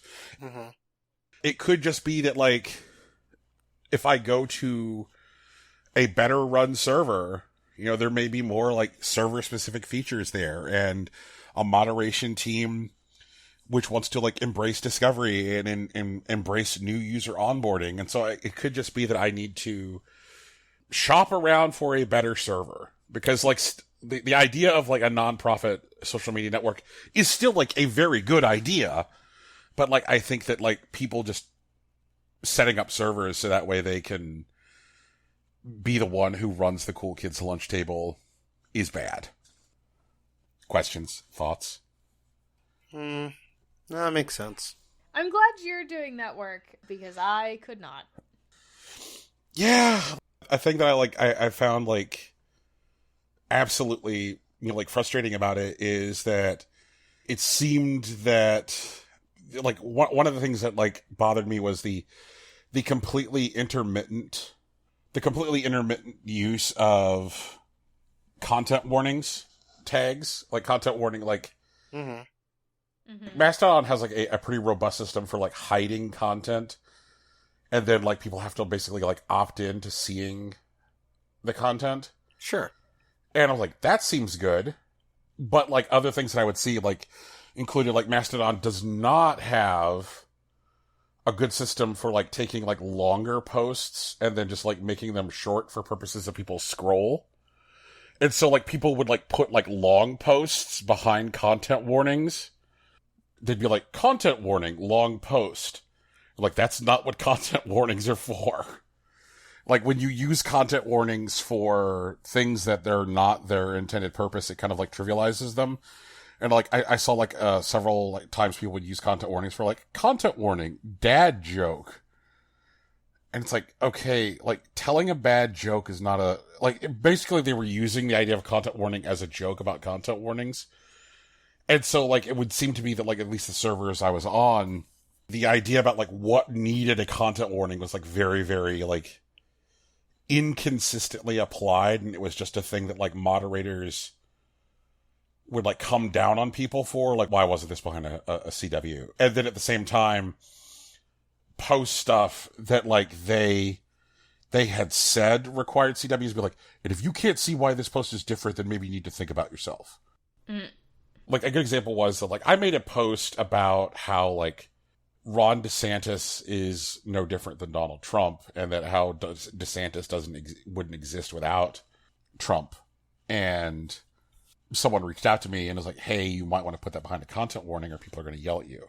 And the reason was, like, you know, U.S. politics is very traumatizing, and people don't necessarily need to be exposed to U.S. politics.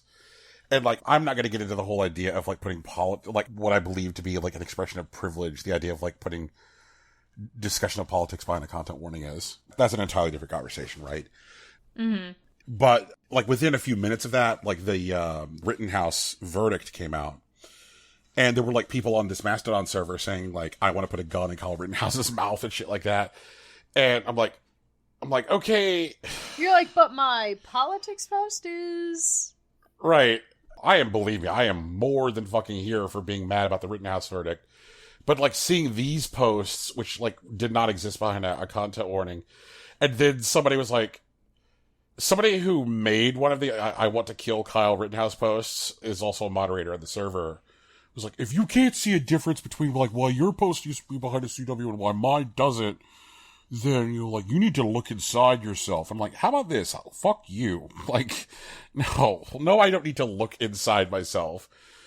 Because this feels entirely capricious, and it just feels like what you're doing is you're creating a platform where everybody has to look at everything you have to fucking say, but you're creating these, like, weird arbitrary hurdles for other users. And, like, I just think the idea that people are, like, actively doing things that, like, turn people off of non-profit social media networks is bad.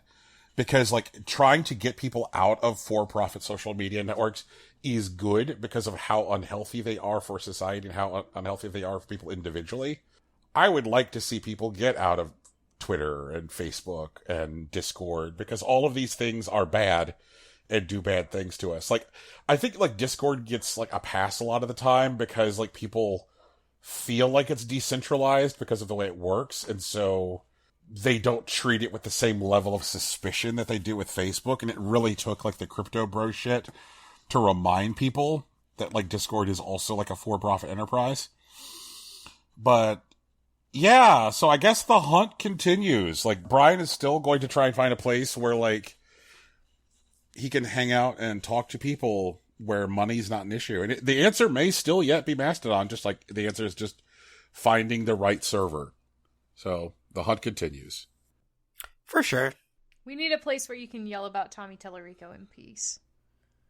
That's here, right? We definitely don't, like, stoke the fires when Brian's like, oh, here it goes. I mean, for sure, but, like, you know, we also need a place where he feels safe posting online about Tommy Tallarico. Yes, a place where, like, say, Tommy Tallarico wouldn't, like, sick his goons on me, or people... Right, exactly. Yeah. A thing which has actually happened on Twitter. You've been officially attacked by Tommy Tallarico's goons? Yes. Did you call off your goons like Seinfeld did in 30 Rock? Missed opportunity. It's cool. You'll get them next time. It's true. There'll be other attacks from Tommy Tallarico's goons, I'm positive. They'll be like, how many times do we have to tell you, old man? And you'll be like, what the fuck? Do I know you? It's like, who are you? So, big old Tommy Tallarico. He's not that big, is he? No way. Whatever, go on. I guess big of ego, small of sense.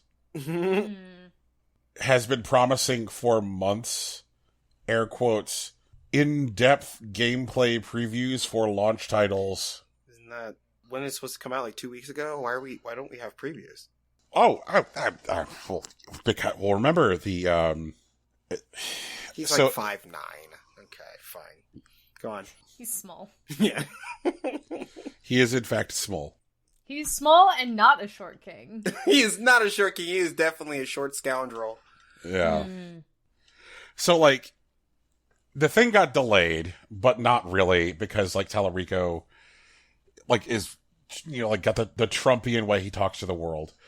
They did this thing where they're like, hey, the Amico isn't going to make it to retail in October, but we're certain that what we're going to do is get the Founders Edition to people by the end of the year. I mean, work for Stadia. Yeah, okay, so picture the scale at which Google operates, right? The level of access to materials and resources that Google has. Now make it not that. If we want to talk about, like, crime level or organizations of crime level. Sure. Picture, like, Google operating at the level of, like, that scene in Ocean's 11 when, like, Brad Pitt calls Andy Garcia and goes, "Actually, I'm staying in your hotel," when he's, like, advising him that he's robbing him. And you're like, man, these guys are smooth. And he's just like, "I'm staying in your hotel." And he's like, 2 words, mini bar. And he's just like rubbing it in Andy Garcia's face like, "I'm about to steal $150 million from you. But I also want to let you know that I raided a mini bar in a room." That's great. Oh, God. And like, yeah, Ocean's 11 was kind of sick tease. Oh, it's so good. It's so good. It's one of my absolute favorite movies. I think it might be like 2 or 3 spots behind The Last Starfighter. It's that high up for me. Yeah, that makes sense. Wait, is Ocean's 11 the one where they tunnel under the casino? I think that's 12, actually. Okay. I've only seen one of the Ocean's movies, and that's the one. There's like a diamond or a safe in like the very top of the casino that they're like. That's Ocean's 13. Oh, no? Ocean's 13 is the one where it's all girls, right? No, that's Ocean's 8. Yeah. Oh, God damn it. In addition to watching the Fast and Furious movies, I guess I have to watch all of the Ocean's movies. No, you don't. Tegan, No. we can watch the Ocean's 11 from the 50s, and then we can watch Ocean's 11 that came out like in the 2000s, and you should be fine. We won't have to do anything else. Like, Ocean's 12 is very ... okay. Correct. Mm-hmm. Yeah, and Ocean's 13 is like what I would call like okay plus. You know? Okay. You know, I don't know how I would put that in like terms of like, say, ranking tiers as like a fighting game.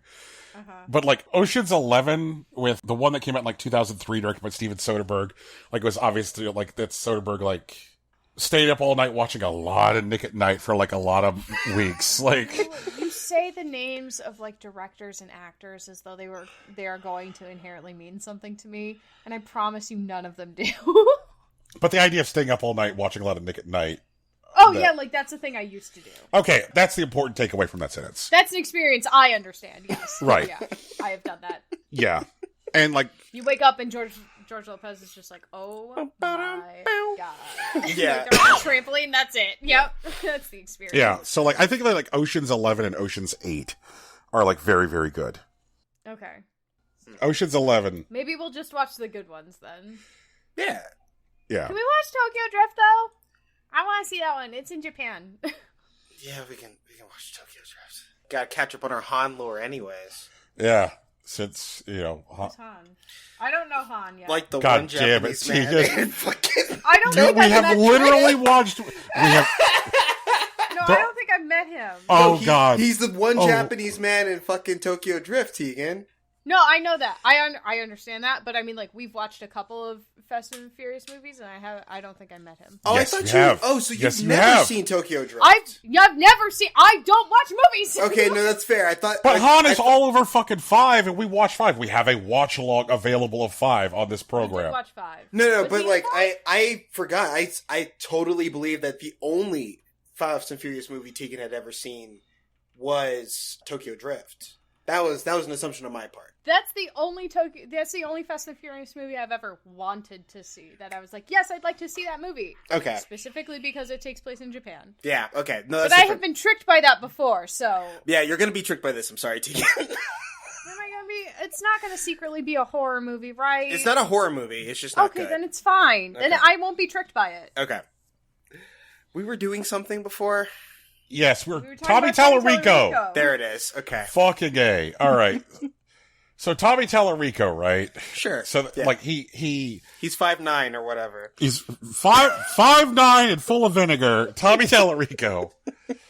Like they delayed the Amico, but not. Like, and he's like, we're gonna get it to Founders this year, I promise. Mm-hmm. Which is 2,600 units. That's not a lot. Okay. And what it sounds like is going to happen is the 2,600 units for Founders are going to be, no shit, assembled by hand. By Handcrafted Intellivision Amigos? Handcraft. Bespoke. Oh bespoke no, this is fucked up. I'm crying. I hate this. Oh, God. Why would you put those words in my brain, Brian? Christ. That's amazing. I would like a bespoke video game system, please. So, like, basically the idea is that they're going to go get a bunch of fucking, like, long folding card tables and put them together at the Intellivision offices in, like, the Bay Area and be like, all right, junior programmers, you're not programming today. Instead, you're fucking making Amicos. But believe it or not, that stupidity is not what we're talking about today. Oh my god. That isn't what we're talking about. What are we talking about, Brian? Jesus. Okay, so, like, Tommy Tallarico posted the first of what has been, like, a long-promised, like, deep dive video of a launch title for the Amico. One launch title. Okay. One lunch title. Right. Now, like, again, like, this is a console that was supposed to launch in October of last year. Yeah, a year right? ago. Right. If you've invested any money in this thing by now, like, I'm sorry, you have been scammed. Chica, they trick people to buying empty boxes. Just like the Crypto Bros, you have been scammed. Okay, the boxes are at least good art. No, The boxes are at least good art. Chica, it was like $150 for. It was $150. Somebody taped a banana to a wall and called it art, okay? $150 for a box is okay. I know, but that's different. That's just money laundering, Tegan. Maybe No. Tallarico's laundering other people's money? I don't know, man. Like, We'll find out. Tommy Tallarico is deeply tied to the liquor industry in Ohio.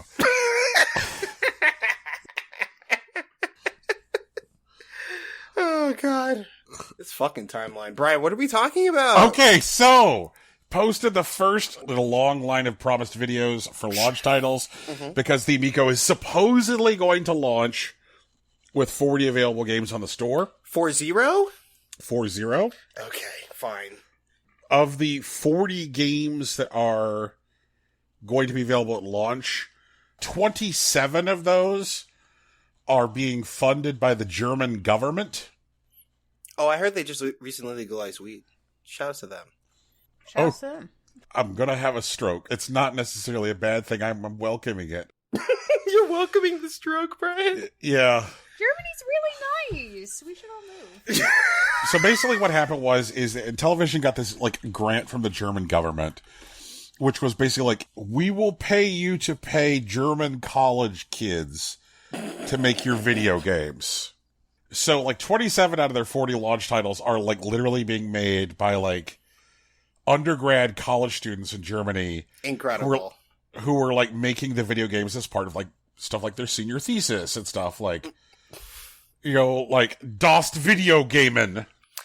That's definitely, like, the type of shit that America would do, but, like in the Philippines or some shit, you know what I mean? That's kind of wild that he's doing that to Germans.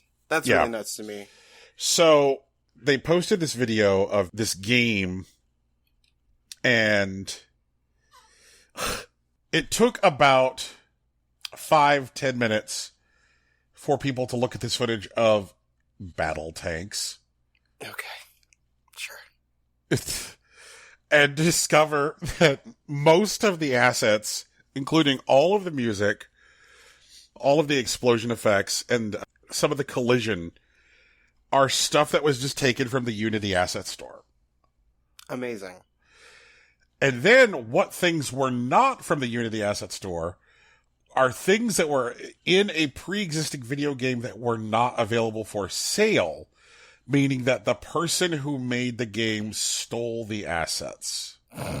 So, Tegan, if it wasn't Tommy Tallarico, the story might end there, but this is, of course, Tommy Tallarico. Yeah, of course it's Tommy Tallarico, so of course there's a continuation. How is this not the thing we're talking about? Jesus Christ. We're still not to the thing that we're talking about. So then, Tommy Tallarico unlists the video from YouTube, so you can only see it if you have a direct link. Sure.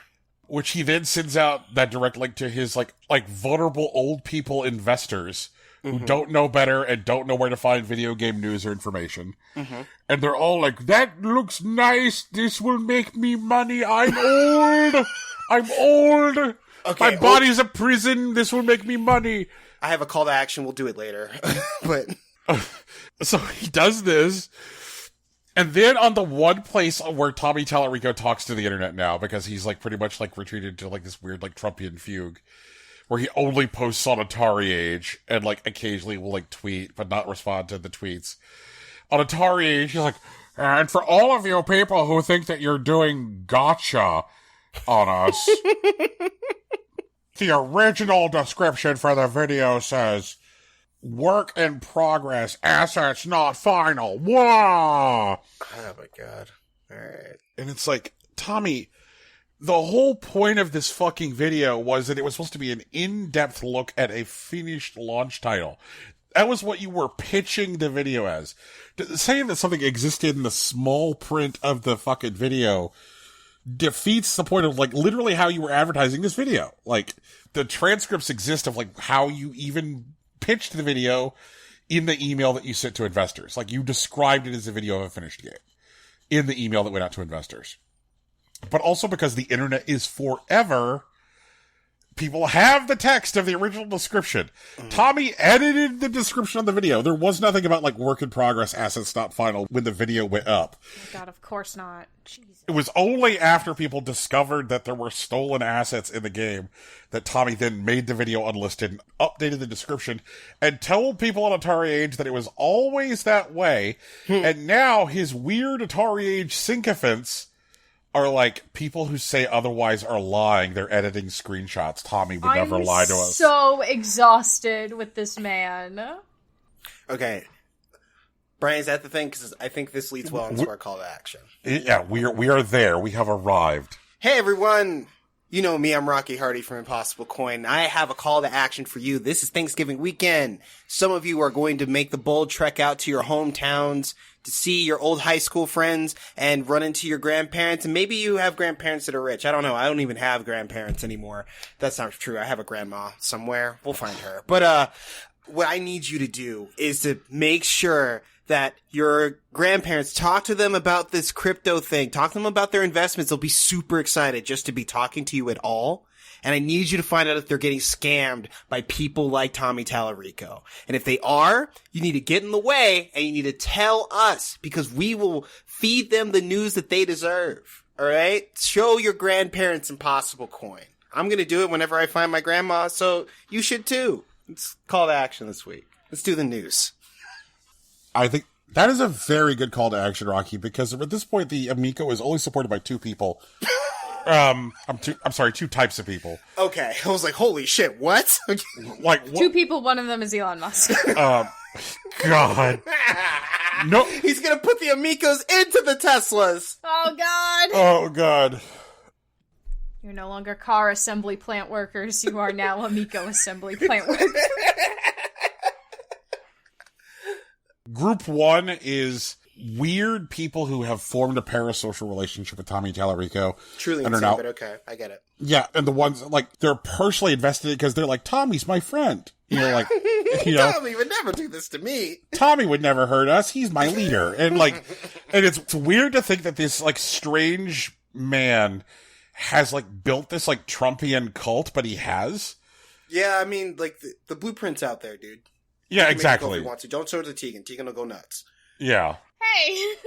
And then, like, you know, group two is, like, honestly just, like, vulnerable elderly investors, and it's so fucking sad. So, like, So Rocky's call to action is really, really good. Like, this is the kind of thing that preys on elderly investors. Like, they're looking to find ways to, like, expand their fixed income, and if some, like, strange little man is like, hey, I've got the magic video game box, that's the kind of thing that might fool them unless somebody steers them right. So, protect your elderly folks. Yeah. I mean, you might be old someday, you know? Just... You will be old someday. Not everyone's gonna make it, Teeks. Not everyone's gonna make it, that's true. But 2036. Yeah. We won't be old. You will be old. Okay, so yeah, we have news. Da-da-da-da-da-da!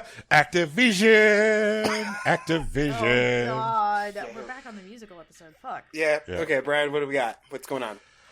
Oh, God. All I right. thought we were doing a kick line. Hang on. A kick line? Oh my god. I got my character shoes on and everything. Are we zoned for this? Like, Jesus. I'll tell you what Activision is not zoned for. Okay. Bobby Kotick. Oh, God. Like, so the Wall Street Journal published an article and laid some fucking bombs at the line of fire for Activision Blizzard. Like, I honestly, I was really blown away at like the quality of reporting in it. Like, It's good stuff. yeah, it was really good stuff. Like, I'm not a big fan of the Wall Street Journal in general. Like, it is a newspaper that leans right. It is a newspaper that nuzzles with news outlets that I normally am not comfortable with. But they fucking came for Activision Blizzard. So I don't know what fucking Republican got pissed off at Activision Blizzard, but I guess like broken clocks and twice a day and whatever. But yeah, so the biggest thing that came out of the Wall Street Journal reporting is Bobby Kotick has been personally complicit involved at every level of covering up abuse. But in addition to being personally complicit with covering up abuse, Bobby Kotick is also routinely himself been an abuser. Like, he... Wow. Yeah. What a surprise. Who could have seen that coming? Oh, man. So, like, back in June, when things first began to explode for Activision Blizzard, the first thing that happened was there was an internal email that went to employees that came from Fran Townsend, right? Mm-hmm. And this email became a matter of public record. And there were like some absolutely mind-blowing, just total detached from reality shit in there. Basically about like, let's get back to work on making video games that make us product profits. Yeah. And we're good. Everything is fine. Don't worry about it. These people are just causing a ruckus. Get back to work. And after this email became a matter of like public record and people started yelling about the email, Bobby Kotick decided to call the email publicly tone deaf. Right? Mm-hmm. Mm-hmm. He's like, this is a bad email. This does not reflect Activision Blizzard's values. Yada, yada, yada. Hey, guess who wrote the email and then they had Fran Townsend send it? Who? Fran Townsend was a recent hire at Activision Blizzard. We trashed her for being a torture apologist because she was part of the team. Yeah, we did. Mm-hmm. Yeah, we did. That's true. Yeah. I want to have, yeah, I want to hear it. Who did it? Who did it? You want me to say the words? Yeah, just say the words, please. End my suffering. Bobby Kotick wrote the email. Ah! Of course he did! God Christ. Oh, that's really funny. At this point, if you support Activision Blizzard in any fucking way, I think you're just trash at that point. Like, I don't care about your World of Warcraft addiction. I got clean, you can too. I got clean, you can too. Jesus Christ. What else happened? So, at this point, Activision Blizzard stockholders are calling for the head of Bobby Kotick. And this was a moment that I think we knew was going to come eventually. Yeah. Mm-hmm. In fact, I think that on the most recent episode that, like, you weren't on, Rocky, like Tegan and I were, like, talking about this public statement of purpose that, like, Bobby Kotick had put out. Like, here are the things that Activision Blizzard is going to do. Mm-hmm. One of the things we talked about was the idea that, like, even if they do all this stuff, it might not be enough, that people still might call for the head of Bobby Kotick. And we didn't even know this shit yet about Bobby Kotick at the time. We didn't. Yeah. We didn't. As far as we knew, talked Bobby about how Kotick. whether it would be more, like, expensive for Activision Blizzard at a point to keep Bobby Kotick at, like, the lower salary, or if it would be better to, like, release him from his contract and therefore activate his golden parachute. Right. And I think based on the stock drop when this came out, it might be better to just activate that golden parachute. So, like, and I'm now going to float an idea, which is that they attempt to fire him without activating the parachute. How can they do that? I mean, that would be the ideal universe is that his golden parachute is not activated and he just fucking suffers. So, like, a lot of companies will, in their contracts, have what's called a morals and ethics clause. That's true. Mm-hmm. Right. And so, like, Activision Blizzard could try to cut him loose and say that he's in violation of his M&E clause.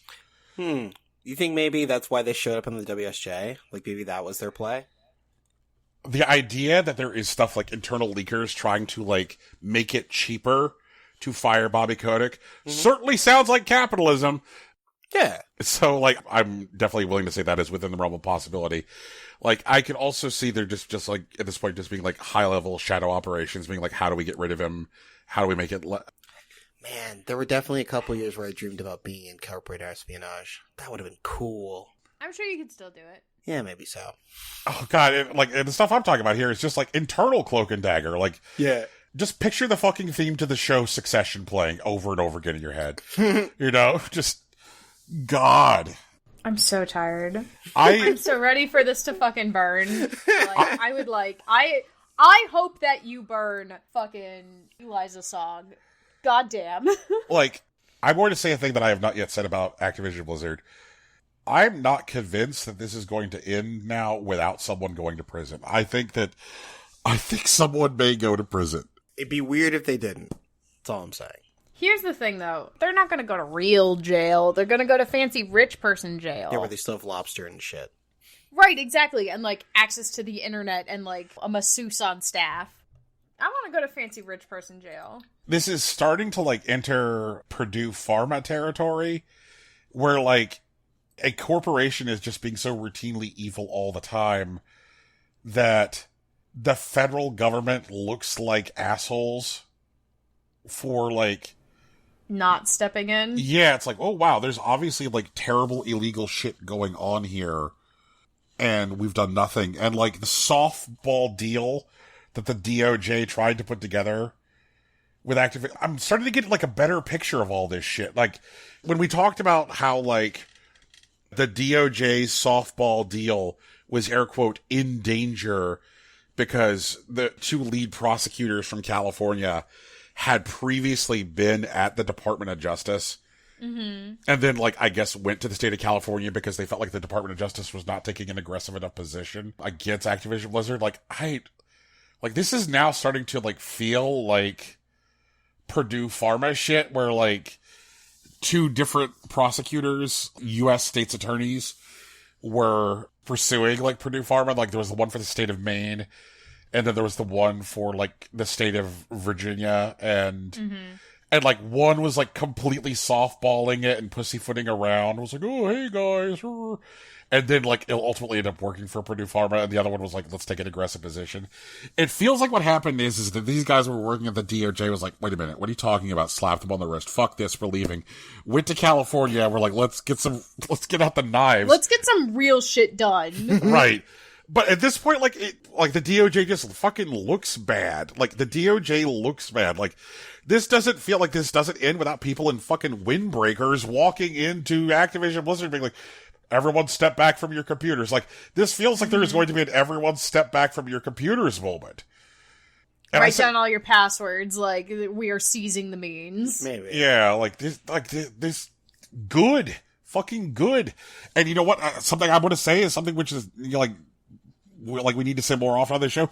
And this should also happen at fucking Ubisoft. Like, you know, like, I'm sorry, like, if you're creating these environments of, like, systemic reinforced rewarded abuse where people are being fucking hurt, then, like, it just...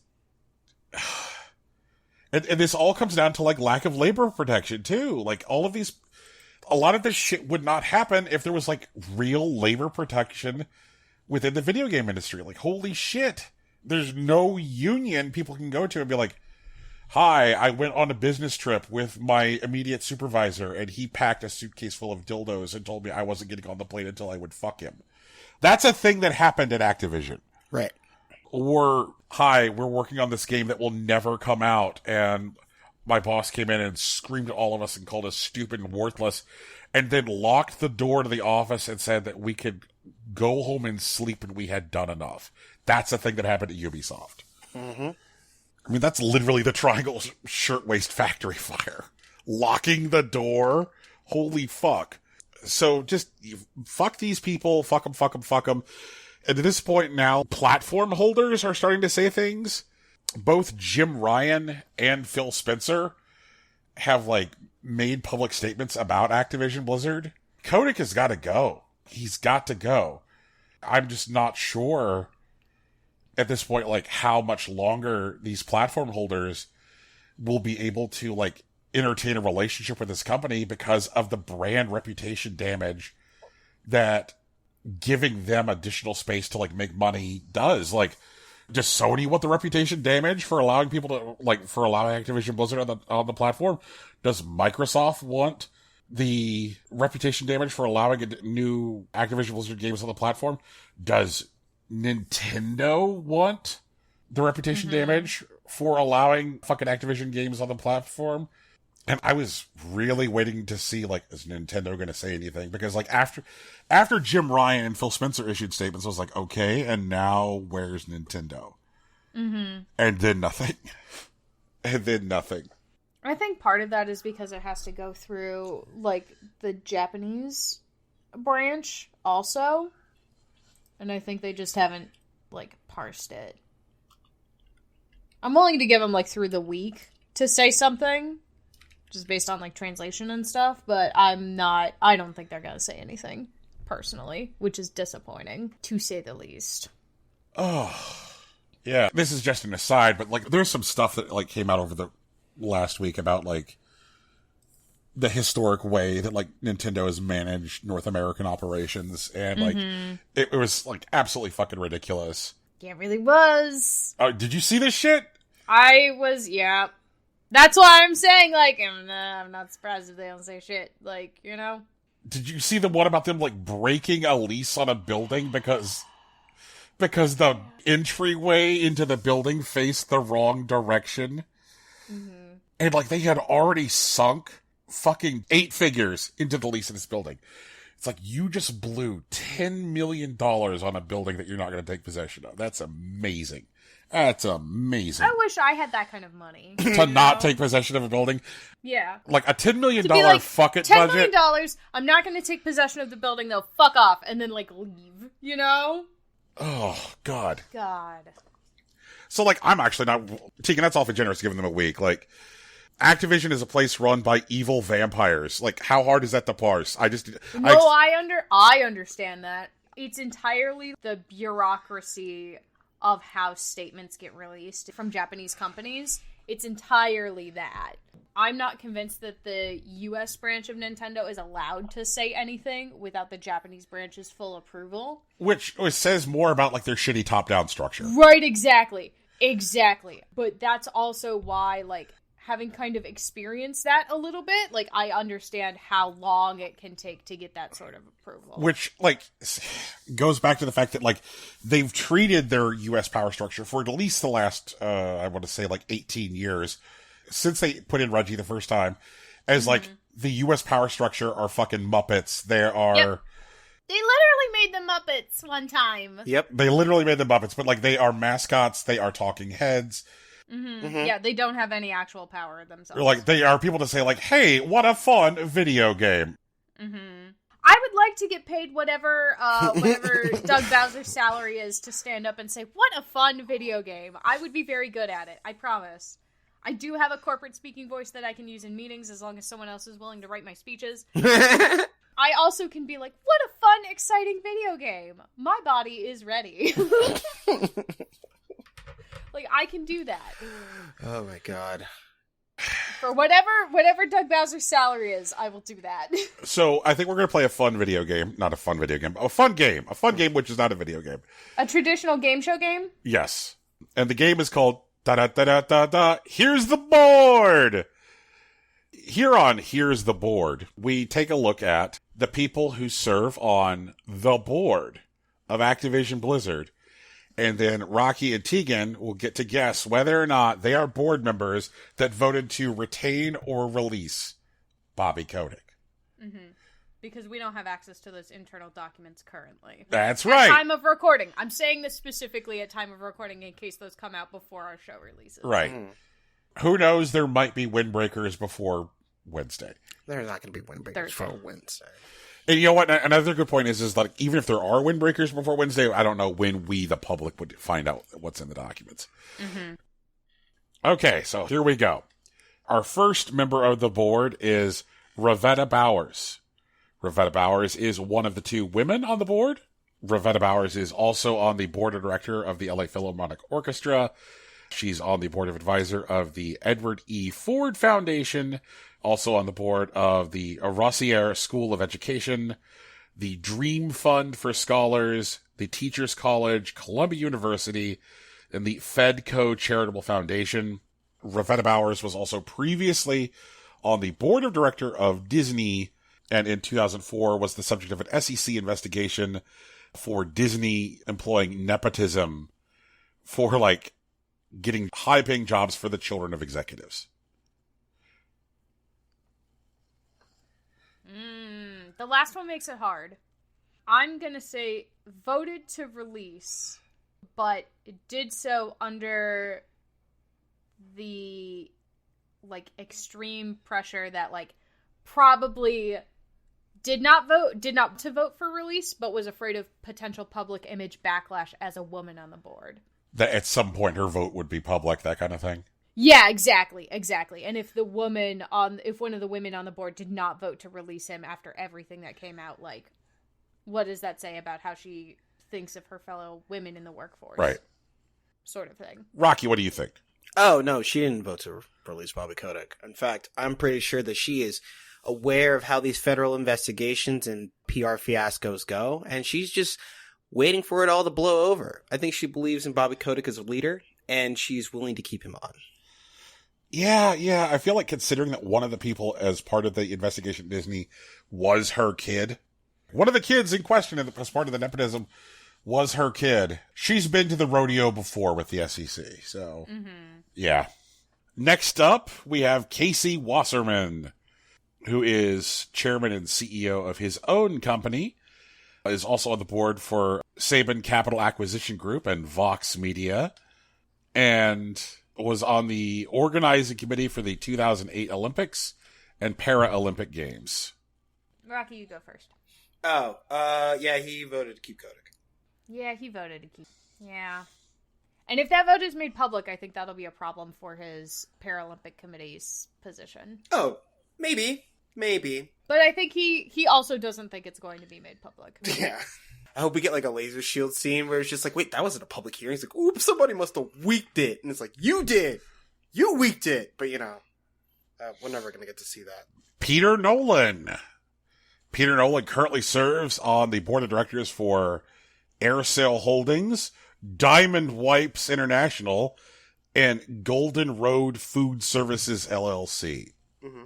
He's known as a money man. He voted to keep Kotick. You know what? I don't think he did. I think he voted to keep Kotick because he thinks it's going to be cheaper to keep him.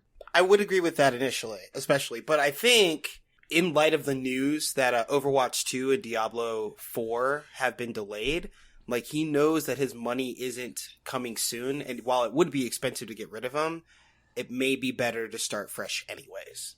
Okay, that's fair. You know what? Actually, I'm going to change. I'm going to vote with Rafi. He voted to get him away. Barry Meyer. Cool. Former chairman of Warner Brothers. He served on the board from 1971 to 2013. And he currently serves on a number of boards for Hollywood organizations. He's also on the board of directors for Human Rights Watch and the board for the Federal Reserve Bank of San Francisco. You know what? I think he voted to keep Kotick on. Go with me on this. But I think it's because he's actually fiercely loyal to Warner Brothers. Like, he bleeds blue and yellow. And he knew about multiverses coming up. And he knows that this is their chance to strike when Activision is weak. And so he wants to keep Kotick on because he knows it looks bad for the company. So that Warner Brothers can pull ahead with multiverses. That's my crack theory. That's a pretty good crack theory. I was going to say he probably voted to keep Kotick because he's He knows how things are in Hollywood. Oh, fuck. So he just thinks it's par for the course. He lived under the reign of, oh no, I already forgot his name. The guy that's gonna die in prison? Right, yeah, exactly. He's just like, well, it's not that bad. God, he made a movie about him. Brian, what's his name? Wait, I'm sorry, are we talking about Bernie Madoff? No. He's a Hollywood guy. He, Oh, Weinstein? Weinstein! Harvey fucking Weinstein! Yeah, that guy. That guy. Barry Meyer is familiar with living under the reign of Harvey Weinstein, so he's just like, this is fine. This is fine. The serving on the board of the Federal Reserve Bank makes me wonder, like, what other friends Barry Meyer has in government. True. And also makes me wonder, like, is Barry Meyer one of the reasons why the DOJ was looking at a softball? Was being soft, Yeah. right, exactly. See, I'm telling you, Barry Meyer might be pulling some strings.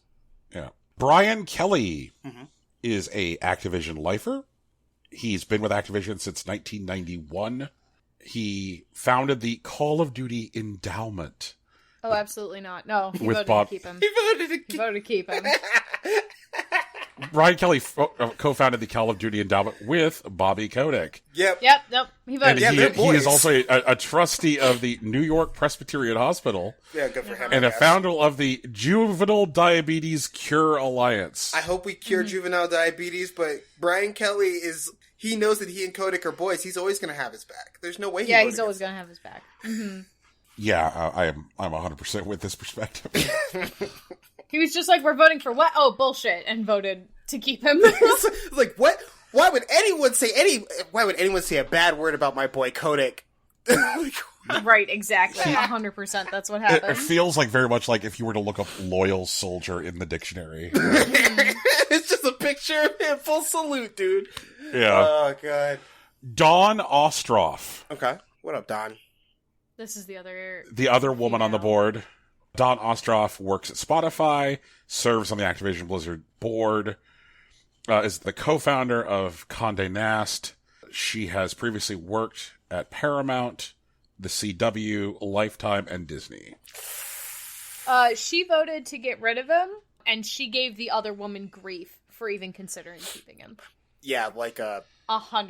Astra voted to get rid of him, and she is on Bauer's neck until she leaves the company. Until she leaves this earth, honestly.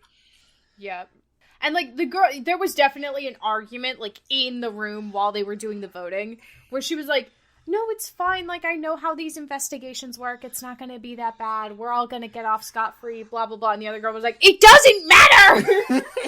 So, like, I really wish I'd been keeping track of this because we can't have any more than, like, 4 nays. Like, there have to be at least 6 yays. We got 2 nays. Okay. 2 nays, yeah. I think. Maybe 3 right now. I think 3. So I think I said Peter Nolan that said nay.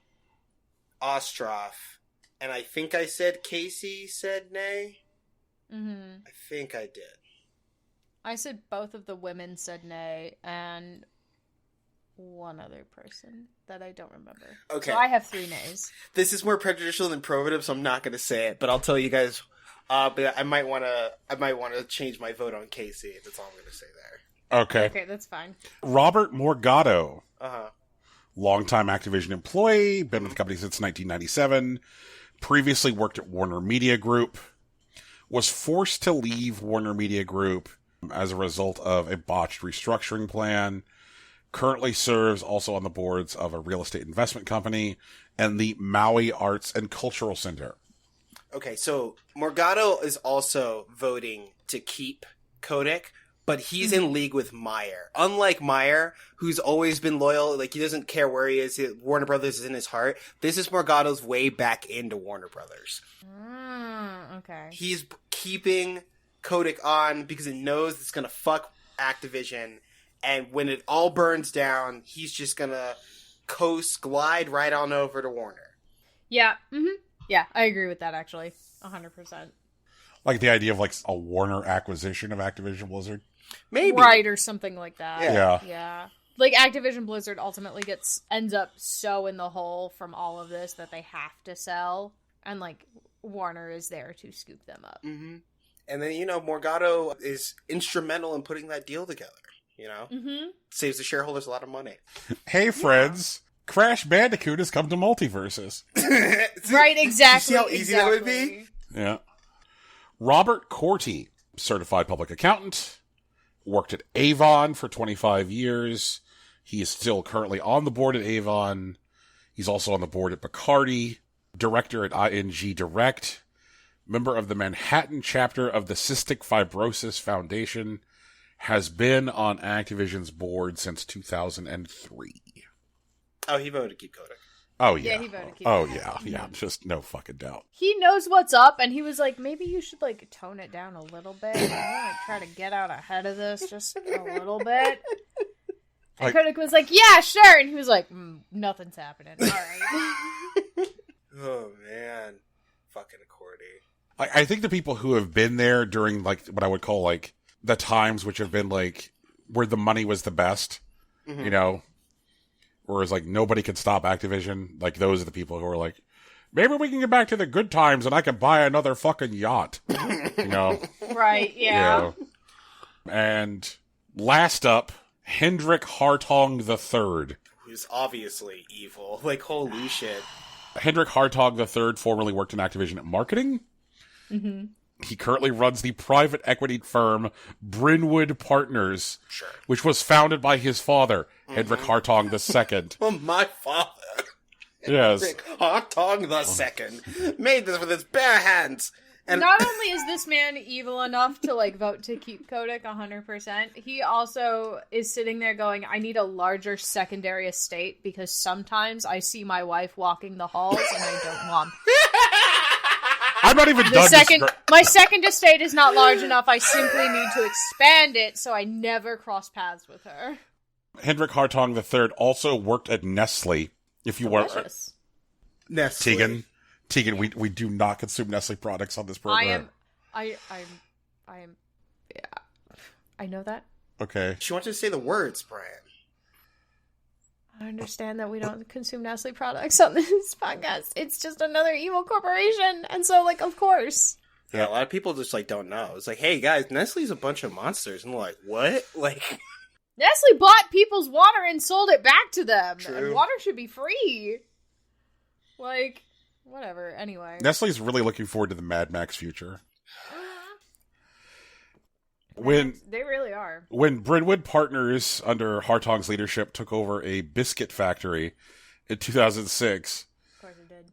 they immediately announced to employees that they would be cutting wages and benefits. Yeah, you know, they gotta make that dough. And here is a quote from the New York Times on the Brynwood Partners. The financiers and speculators have brought the American economy to its knees.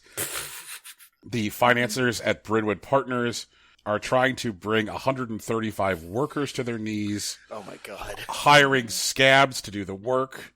Oh yeah, okay, so it's not his second estate that needs expanding, it's his fifth estate, because sometimes when he goes to Aspen for the weekend, he does see, like, the ghost of his actual biological children wandering the halls, and he can't have that while he's trying to do coke in the bathroom with the boys.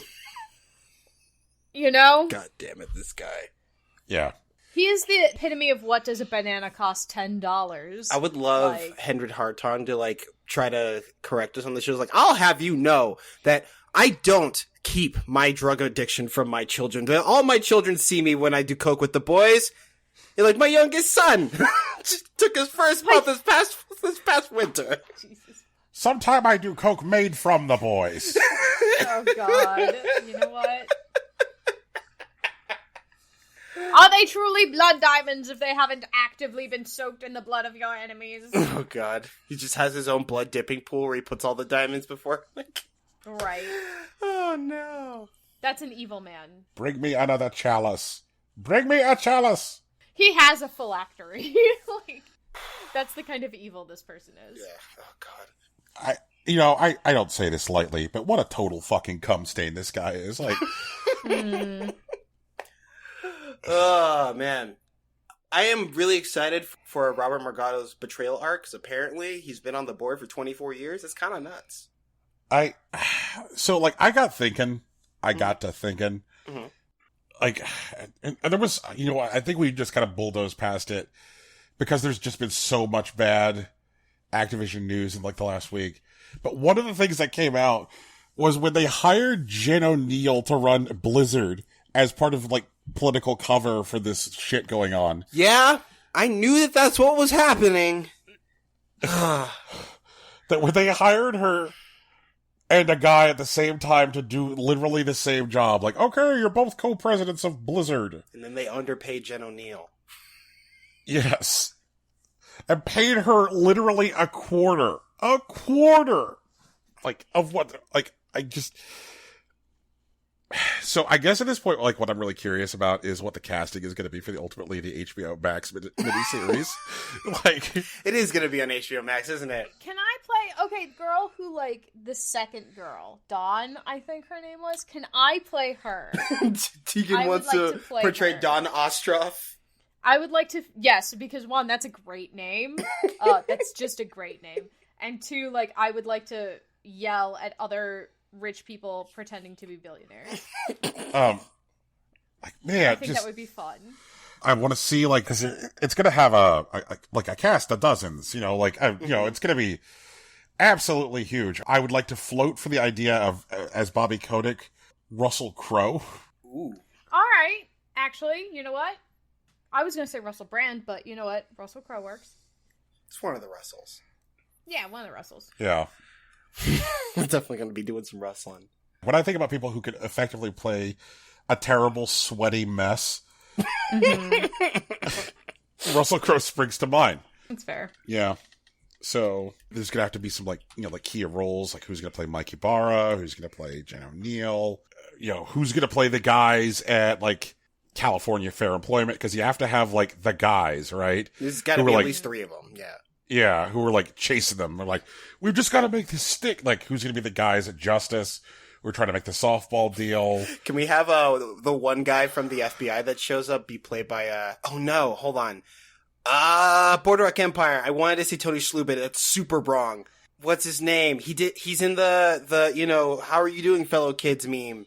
Steve Buscemi. Steve Buscemi! Yeah, Steve Buscemi is the one guy from the FBI.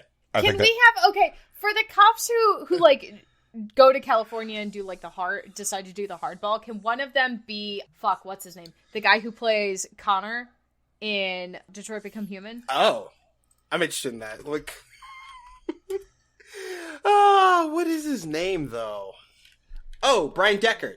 Yeah. Yeah, him. Young baby. Can we have him? I would like that. Okay. I'm down.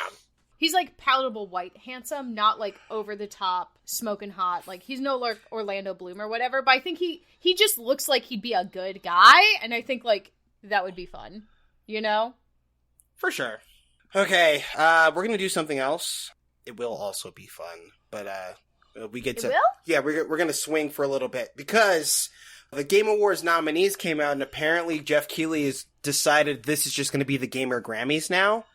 And I'm mad about it. I don't know about you guys, but I'm fucking mad that this celebration of video games, its culture, and the people who, like, interact and make them has been, like, subsumed by corporate bullshit. And I was talking about this 2 weeks ago when Devolver Digital got their $1 billion valuation, and it turns out they published 3 of the games showing up in the best indie category, which is just absolutely insane. You know, we've talked about, like, the categories, how, like, shit like best sports racing game or best, like, family game, like, make 0 sense. I don't know if we have to dig into that too much. No, not really. Okay. Yeah. Mm-hmm. They're dog shit categories anyway. And, like, you know, Games for Impact is still a fucking joke. And I'm gonna be even madder about it if somehow Chicory doesn't manage to win that category, because I think it's one of the few games in that category that are worth a damn, but... Mm-hmm. And for people who are worried about me just yelling about it, I'm not going to skip the show, because there's just no way that I'm going to miss Giancarlo Esposito grimace when he realizes that he's not winning Best Performance because it's going to Maggie Robertson for Lady Dimitrescu. Mm-hmm. And anything less will just be a travesty. It's absolutely bullshit that esports doesn't even mention a single fighting game. And, you know, this is a small gripe, but best soundtrack is not even close. I think it's cool that Neo Reincarnation gets to be there. Okay, I gotta pull this shit up. Like, can we have a strategery? Like, what categories do we want to talk about? Because I will then pull them up so that way I can scream with you.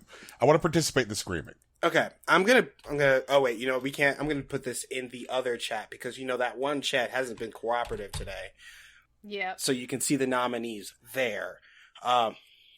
Can we let the audience look up the skirt of that problem? Because I think it's funny. We got Skyped hard today.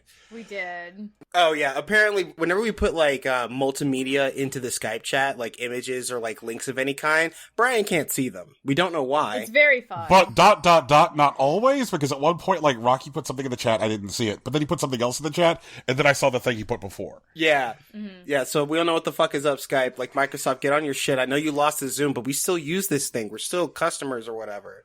Right. Okay, so I've... We may be the only people who are still Oh, fuck. That might be okay. it. All right, so where should I start? I'm bouncing around, honestly. But what I was just talking about was best soundtrack, I think. I don't remember where it is right now. Best score in music? Thank you. Yeah, you're welcome. There it is. Where Cyberpunk 2077 is up for an award. Yeah, for some fucking dumbass reason. Cyberpunk is here for fucking best RPG for some dumbass reason. Do you know I don't remember a single song from Cyberpunk? I don't remember what that game I have no idea what that game sounds like. We played that whole damn game and I don't know what it sounds like. But, okay, hold on. It's cool that Nier Replicant is there because that music is good. And, I've actually heard surprisingly good things about Guardians of the Galaxy. Yeah, Guardians of the Galaxy. I'm not gonna play it. It's cool that Deathloop's music is good. Okay. Deathloop's music is very good. Okay. But, the Guilty Gear Strive soundtrack is literally banger after banger, no skips. You are correct. You are fundamentally correct. And it's insane that it's not here. Also, Neo the World Ends With You, half of their vibe is fucking music and it's so sick. And it's not here. Because I guess Square Enix only gets one slot and it's fucking Nier Replicant, which is cool because they want more people to play the mobile game. I totally get it. But honestly, fuck off, Game Awards. The music in the mobile game is also very good. No, it is. I actually know that. It really is. But oh, man. No one else here played Cyberpunk though, right? Was it just me? I didn't play Cyberpunk. I'm aware of it. Okay. I didn't play it. Yeah, I don't remember what that game sounded like. There is no reason it should be here. But there's literally no reason. Oh wait, that was another thing. No wait, hold on.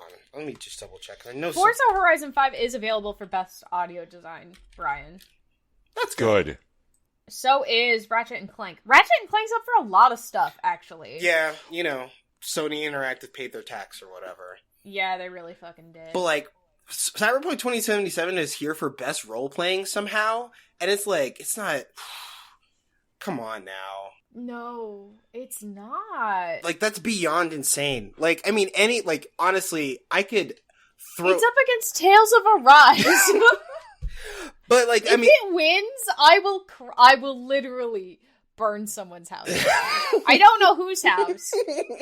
Maybe my own. We'll look into houses available for burning, I guess. But yeah, Cyberpunk is here, and it's Neo the World Ends With You could have been here. Chris Tales could have been here. There's just there are so many great RPGs that came out this year. East 9 came out this year. Fucking oh my god, I'm just upset thinking about it. I can't even. Mm-hmm. So the category I'm currently mad in. Mm-hmm. Yeah, let's go. Where are we going? Best art direction. Oh yeah, best art direction. Mm-hmm. Let's see. The Artful Escape, Deathloop, Kenna Bridge of Spirits, Psychonauts 2, and Ratchet and Clank. Why are you mad? What? None of these are. Who should be here? Right. Who should be here? That's right. Why is Chicory not in this fucking category? Chicory should definitely be here. Chicory's not in here because it's not a fancy 3D game. Yeah, that's the whole. That's why. That's 100% it. It's not a fancy 3D game. Artful Escape is them reaching here, and it's still a 2D platformer that's drenched in neon. And I don't want to trash the Artful Escape because I think it's actually pretty cool. I think it's a cool video game. I do feel like it's overrepresented here, in this Game Awards nominee list. It is literally called the Artful Escape, though. Yeah, no, but if they couldn't nail that part of it, the art part of it. Artful Escape, I think it deserves a spot specifically in Best Score Music. Cause like that's their thing. Like their sound design is designed to make this like really cool like rock platformer like interact with you as like this music is playing. Like okay. It's like it's very much like a rhythm game platformer without a rhythm game rigor. So like it's a lot of like loose power chords and like, you know, whammies and shit. Like it feels cool to jump around and the music joins you in that experience, but like I don't know if it deserves to be an art direction here. That's all I'm saying. That's fair. It's also, that's like, fair. Kenna, Bridge of Spirits. Man, like, I don't want to talk about fucking Kenna. Like, what? Like, this is the most payola bullshit I've ever seen in my life. No, it's not that it's bad. Like, it's like, you know what it is? It's like, if Kenna Bridge of Spirits is the first video game you've ever played in your life, I am sure you'll have a great time. But if you played, like, any sort of, like, 3D platformer in the last 15 years... You're not going to be wowed by Kenna Bridge of Spirits. Kenna Bridge of Spirits is ... fine. It's fine. Oh, it's fine. It's not. Wait, is fine higher than okay, or is it lower on this scale? Because fine sounds like it's higher. In this case, I think they're in the same space. Like, yeah. Okay. Because what it is, like, at this point. it's a serviceable video game with stuff that is comfortable and familiar, and it's made by an indie studio that threw triple-digit $1 million at it. Essentially. Okay. Like, that's the idea. And, like, that's fine. But, like, don't pretend like this is the pinnacle of what came out this year. Like, this is the new and greatest shit. Because it's not. Right. Like, you know when you're super tired and you just had a 5-hour flight and you're really hungry and you just need to eat and you go to a fucking Wendy's and you're like, well, you know what? It's fine. Yeah! You know? You're like, I'm tired. I was just on a plane. You know, like, I don't want to cook. I don't want to, like, go through the effort of, like, finding someplace better. Like, this Wendy's was here. Kenna Bridge of Spirits is this Wendy's was here. Yeah. Okay. That's kind of disappointing, but okay. Yeah, like, I mean, it looks pretty, and it looked like it had some interesting ideas that could have been fleshed out into something really new and interesting. It just wasn't. It played everything safe. It wanted to make its money back, and more power to you, which is why it's fucking here, but, like... That's why, like, my beef with Kenna Bridge of Spirits is less about Kenna Bridge of Spirits itself and much more about, like, the industry that's trying to prop it up and, like, the award show or, like, you know, stage shows that, like, prop it up like this because they paid the right amount of money on their marketing. Right. I'm also, like, really disappointed by the inclusion of Ratchet and Clank: A Rift Apart here. In art direction or, like... In art direction. Because, because I feel like what's being rewarded here is graphical fidelity. Right. Instead of, like, choices or design. Right. There's nothing particularly revelatory about the design. It just looks like very, very polished Ratchet and Clank. And again, there's nothing wrong with very polished Ratchet and Clank. Mm-hmm. There's nothing inherently wrong with that. But, like, I feel like celebrating something as best art direction indicates, like, there are, like, very intentional choices that we're celebrating here. Like, right. Yeah. What are we doing with, like, the look of this thing? And that's not something that happened here. Mm-hmm. Let's see here. Let's look at best game direction. Let's hate that. Let's just hate everything. I just want to... What is it? Oh, I don't want to dig into this right now, but, like, I just want to say these two indie categories, Best Indie and Best Debut Indie. On Best Indie, we have 12 Minutes, Death's Door, Kenna Bridge of Spirits, Inscription, and Loop Hero. Oh God. All right, let's go Get there. the words out, Brian. Come on. Brian's mad. Let's do it. All right, all right. Which that was best debut indie? No, that was Best Indie. All right. This is just Best Indie. Best Indie is 12 Minutes, Death's Door, Inscription, Kenna Bridge of Spirits, and Loop Hero. Right. Okay. 3 of these are Devolver. 3 of them. Like they're like slash Devolver, but they're still Devolver. They're all published by Devolver. Like, that's the thing. They're a publisher. Right. And, like, I'm sorry, we've been through it before. Like, $1 billion publicly traded. Like, that's not an indie. They're not indies. I told you it was coming. I told all of you. You did. I mean, I knew, but like, you said I want to cover the Game Awards, and I said okay, and I looked through this, and I went, oh, all right. Yeah. Rocky wants to do violence today. I'm so upset. And, like, I am not here to say that, like, I actually think Inscription is a very good video game. I think Loop Hero is actually very imaginative. It's a very cool video game. It's just not an indie game. That's not what we're looking at here. So, and I want to go ahead and float an idea. I think that the idea of best indie game is a artificial distinction and horseshit. Mm-hmm. Because, like, if you say watch the Academy Awards, the Academy Awards doesn't be like, and here's best movie financed outside of the studio system. like, right. You know, like, it's so fucking dumb. And, like, basically what they're doing with these categories is, like, they might as well just read as code word for best game, which is a giant $100 million fucking 3D bullshit fest. Except... Kind of Bridge of Spirits. Except, we've got Ken and Bridge of Spirits in here, which is in fact a $100 million 3D bullshit fest. Right. Ugh, Jesus. Right. Like, the category's not even doing what they intended it to do. Yeah. You know? Which is, like, video games which are not giant $100 million 3D bullshit fest. And I also want to call out the fact that fucking 12 Minutes is in here. Yeah, fuck 12 minutes, man. Mm-hmm. Which is probably the worst video game I played this year. You know, revise. Is the worst video game I played this year? Like, You think so? We'll dig into it. We have time for Cody or whatnot. Yeah, we'll have time. yeah, I mean, I guess I played that Taxi Chaos game, which was so bad that I demanded a refund. Fuck, I forgot about exactly. Taxi There you go. Chaos. Thank you. Thank you for remembering Taxi Chaos. God.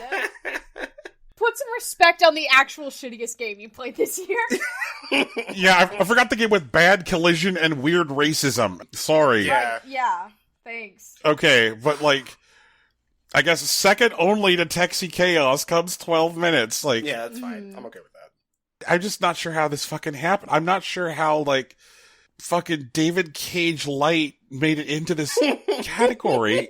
I know how. Adam Perna wrote a big enough check to fucking Jeff Keighley in the Game Awards, and now they're here. That's all it is. It's not more complicated than that. Yeah. Yep.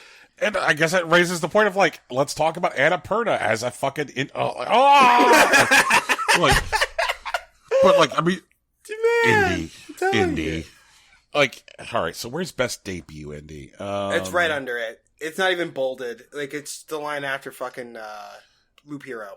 So it's Kenna Bridge of Spirits, Sable, The Artful Escape, The Forgotten City, and Valheim. Okay. Got it. God, Canada Bridge of Spirits is just fucking everywhere. It is. Do you know It why, really Brian? is. Do you know Does why? Because that's part of that $100 million funding? Yeah. Fucking god damn it. Genshin Impact is listed under both Best Mobile Game and Best Ongoing Game, and I think that's funny. Yeah, like That it's listed in Best Mobile Game. that's where they want to talk about it or whatever. They don't want to. Right. They're like, hey guys, no, we're just a little mobile game. Like, you can play it on the PC or They whatever. want to relegate it to, like, it is a gacha mobile game, and, like, that's all it is, you know? Yeah. But it is not just that, and that, like, I understand that from, like, a chance to win more awards strat. Right. Like, that's the way to do it, but I don't like that. Oh, yeah. Valheim is also published by Devolver. Like, Yes, they are. That is correct, Brian. Oh, God. and Sable is published by Raw Fury. Like, just, Mm-hmm. Yeah, they're not talking about indies. Not real indies, Brian. They just mean, like... Not real indies. Nope. I'm telling you, dude, this is all subterfuge. This is all bullshit. Because what the Game Awards, what they've convinced themselves that they're going to do is that when someone who doesn't know anything about video games, like at all, like hears about, well, what's the new and hot video games? I just got a PS5, and then like, well, this thing won a Game Awards thing, and then like they probably don't even have to put a sticker on it. They can just Google it or whatever, and like they've convinced whoever that their SEO is good enough that like it'll show up on whatever the thing is. Like, well, maybe I don't want to support the big company or whatever. Like, well, this isn't Sony or Xbox or anything. This is Devolver Digital. They're just a little guy. They just happen to be worth $1 billion. Like, Yeah, they just happen to be worth... I think once you're worth more than, like, $100,000, you're more than a little guy. the plucky underdogs who are publicly traded. If you're publicly traded and you cost more than my college education, you're not a little guy. That's the criteria. That's it. oh my god. Let's see here. Let me go to best mobile game because that's going to inevitably make me incredibly angry. I'm angry about It's best. actually not super bad. I don't think the best mobile game is actually bad, and maybe because Verizon, like, made sure it's not or whatever. Mm-hmm. But I am mad that I can't play Fantation because I don't have an iPhone. Like, I'm still mad about that. That's a personal thing. I will work through it, but, like, oh my god. I mean, Fantasia was fucking great. Must be But, nice. like, hey, Genshin look, Impact is fine. look, hey, Rocky, we have talked about the value of gaming subscriptions on this show repeatedly. yeah. And we have talked about the absolute fucking wealth of value that comes from Apple Arcade. Mm-hmm. Mm-hmm. And there is nothing stopping from you from picking up an Apple TV Plus, like, and putting that Apple TV as, like, your streaming box in front of your television, and then, like, linking a Bluetooth controller to your Apple TV box and just, like, settling in and playing Fantasia on your television. To borrow a phrase, it sounds like a lot of work.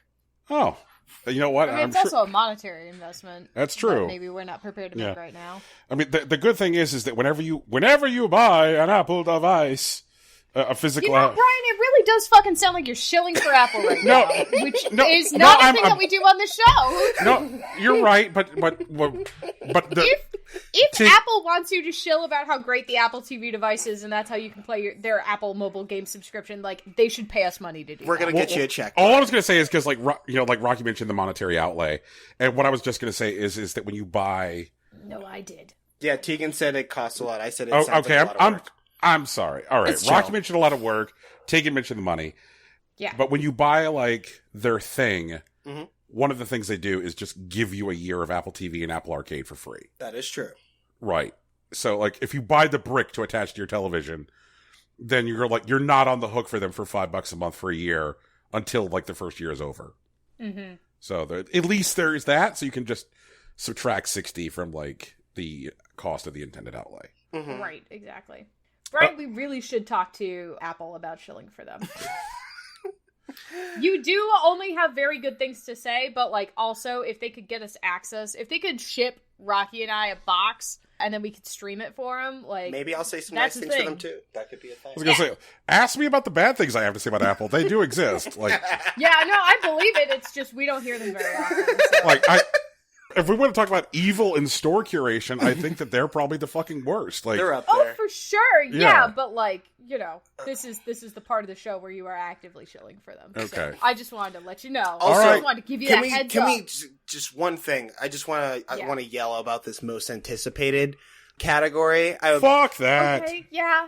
I do want to say that none of us speak for Amazon, including Brian. All of our views are our own. There are people who speak Right. for Amazon and people who don't. We are people who do not.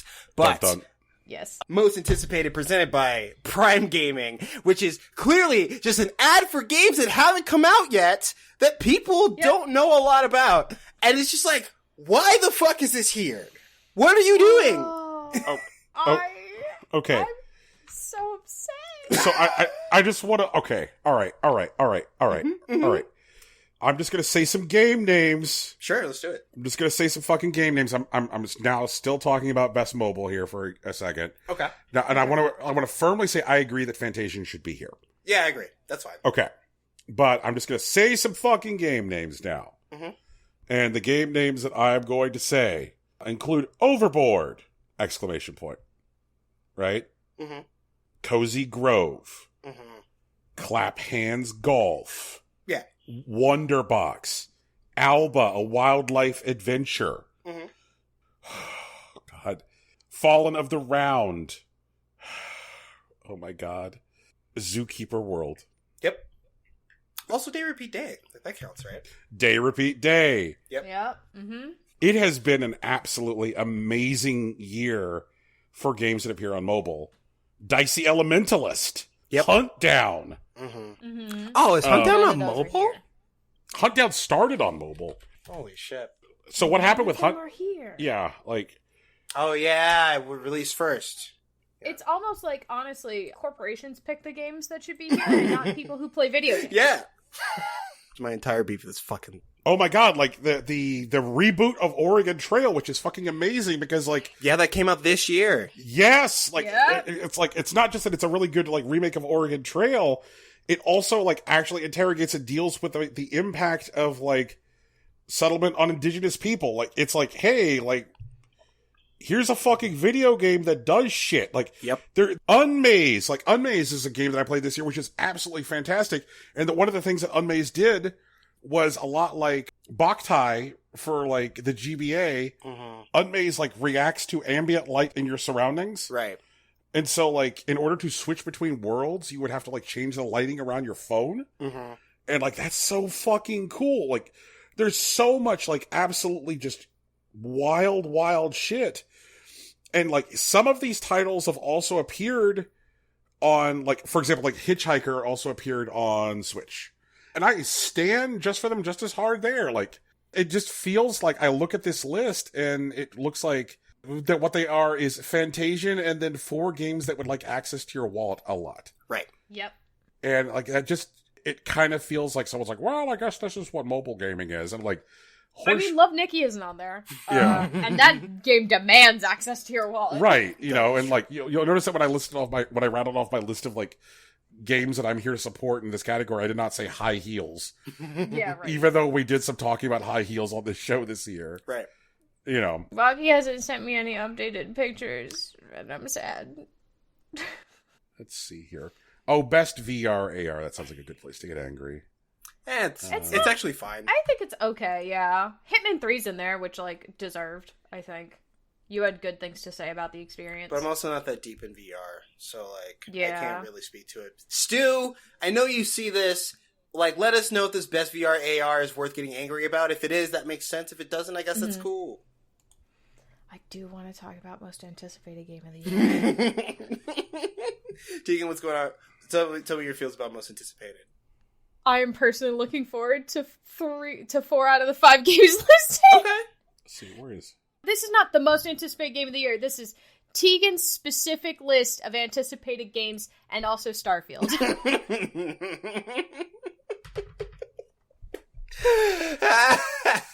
It's just like, why is this here an award show? You know, This is Tegan will pay for the top tier, like the collectors, the $300. I am getting the $300 Horizon Forbidden West Collector's Edition. Like, that is a thing I am doing. So, like, this is just my Collector's Edition list. They just tapped into my brain, that's all. So, like, I mean, I guess this is the reason I hate this category in general, is that this is like mark the category. It's like... Right. For sure, but also, there are a lot of people who are looking forward to the sequel of Legend of Zelda: The Breath of the Wild. Yeah, but I don't need Jeff Keighley to gently, take my cock into his hand and tug. Like, each of these things, this shouldn't be a category. What it should be is that, like, Keighley knows that he's going to get a pop from any information about any of these games. So that's correct. So he needs to go to Sony Interactive, to FromSoft, to Nintendo and say, hey, we want to show some of your game on our show. It's good marketing for you, and it'll get the fans happy. And instead, apparently, he probably didn't get that shit. And so we're going to make another category to take up 2 minutes of this show to remind you these games are things that are being made, and we're going to take Amazon's money for the pleasure of doing so. Like, that's... I think you're exactly right, Rocky. I think you've got it. Like, I know we have previously dunked on the whole, like, sound bite that they use when they go world exclusive. Like, yeah. But, like, I would much rather world these premiere. be, like, world premiere. Yeah. Like, I would much rather these be, like, world premieres. Like, yeah. Like, show me a world premiere. Or, like, one thing that he could do, which wouldn't even require showing video footage, is if, like, Jeff Keighley, like, wheeled out a man from Nintendo. Right. And, like, the guy from Nintendo was like, hello, the name of the game is The Legend of Zelda, The Squid's Eye. You know what? That's actually what's going to happen. No, it's... Because they've already said that there's going to be Breath of the Wild news at the Game Awards show. Like, that's what I'm going to have to watch this shit. I'm real upset. We're going to have to watch it. And, like, if they reveal the name, that's fine. But this category does not need to fucking be here. If they reveal the name, I will absolutely rock it to the moon. I'm going to be foaming at the mouth. But Tegan, this is what I'm saying. What if they don't reveal the name and they just give this category? That's what I'm saying. Because it's... Oh, that'll be annoying. That's actually all that's on the table right now.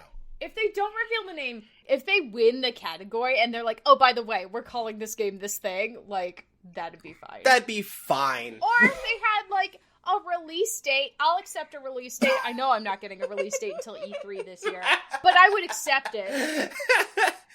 What if they gave you a Tallarico release date? Where, like, they gave you a date, but it's actually a year and a month until you get real gameplay footage. I mean, they did that with Breath of the Wild originally, because they were like, oh, this game will be out, like, you know, and then they were like, please understand, we have to push it back, like, 2 years. That did happen. All right. And I was like, yeah, you know what, I understand, Nintendo, go ahead. I will wait. I'll put my wallet back away. Yeah, like, you know, I don't think I was up to speed yet when we yelled about best role-playing, but gosh, what the fuck is this? Yeah, Brian, like, what the fuck is... Fantasian's not here. Do you believe... Fantasian could take Cyberpunk's spot, and I probably wouldn't have even said anything. Like, but... Like, also, like... Why is Cyberpunk here? Why is Cyberpunk here? Why is... And like, I know I'm gonna probably get somebody angry. Why is Scarlet Nexus here? So I'm not going to get angry about it because, like, I was definitely there with you, Brian, but Scarlet Nexus actually did a lot of really good shit. Honestly, if you ever have time for an RPG, Scarlet Nexus is a good choice, turns out. Yeah, Scarlet Nexus is actually a pretty good choice. I'm a little surprised that there are 2 anime-ass anime games here. True. I am very happy that Tales of Arise is here. I think it deserves the spot, 100%. But Scarlet Nexus, like, if Tales of Arise hadn't existed, Scarlet Nexus would be the game that I would want here as far as anime-ass video games. It feels like we have an incredibly narrow view of, like, what we call... Role-playing games, 100%. Right. For sure. That's fair. When I think that, like, probably one of my favorite role-playing games this year was Tender Creature Comforts. That's fair. Yeah, and, like, that is about as role-playing as a role-playing game can get. And... That could have been a mobile game, man. Fuck the Game Awards. Holy shit. Yeah, that's what I'm fucking saying.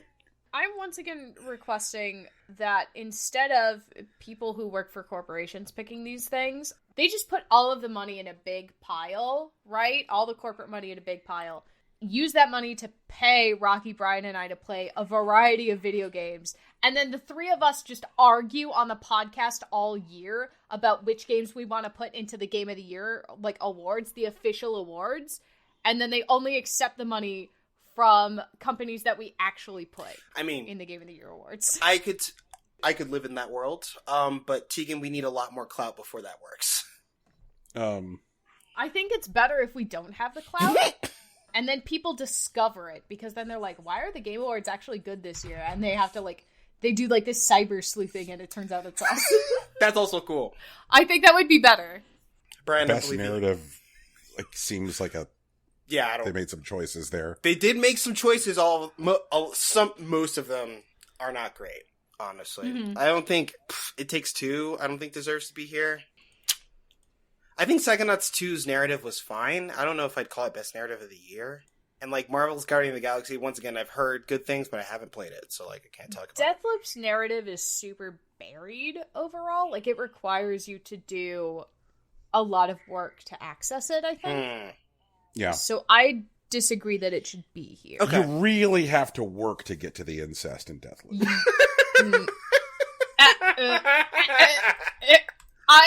Hey, Tegan, you alright? I'm just not gonna say anything. No, I just short-circuited a little bit. It's fine. It Takes Two is about... Are you short-circuiting because I'm right? Because you know I'm right. Yeah, I know you're right. But also, like, you do have to do a lot of work, so... And the reward is incest, apparently? Jesus. I just meant overall, like, you had to do a lot of work to get to the narrative at all, let alone, like, continue the narrative and, like, understand the whole thing, you know? Yeah. It Takes Two is about 2 shitty parents learning to be less shitty by being shitty to each other for 90% of the game. Also, like, again, like, I know It Takes Two is also, like, a bit overrepresented here, and that might be a bit because of the relationship between Hazelight Studios and the Game Awards / Jeff Keighley, but right. I do think that It Takes Two is, again, a perfectly serviceable video game. And, like, for people who are entering the space of video games, you know, maybe you played a long time ago, you've never played at all, It Takes Two is a good place to start. But again, I don't think it's worthy of celebrating the best of this year. This sure is not A Way Out. Yeah, it's not A Way Out for sure. Like, if A Way Out were here, if A Way Out came out this year and A Way Out were here, we would all be thrilled to bits, because that was great. Yeah. But It Takes Two being here, we're just like, I guess. Yeah. So, like, something which I think is, like, very, very telling is, like, if you go and you look in the best multiplayer category, which as they define it is, quote, for outstanding online multiplayer gameplay and design, including For blood here.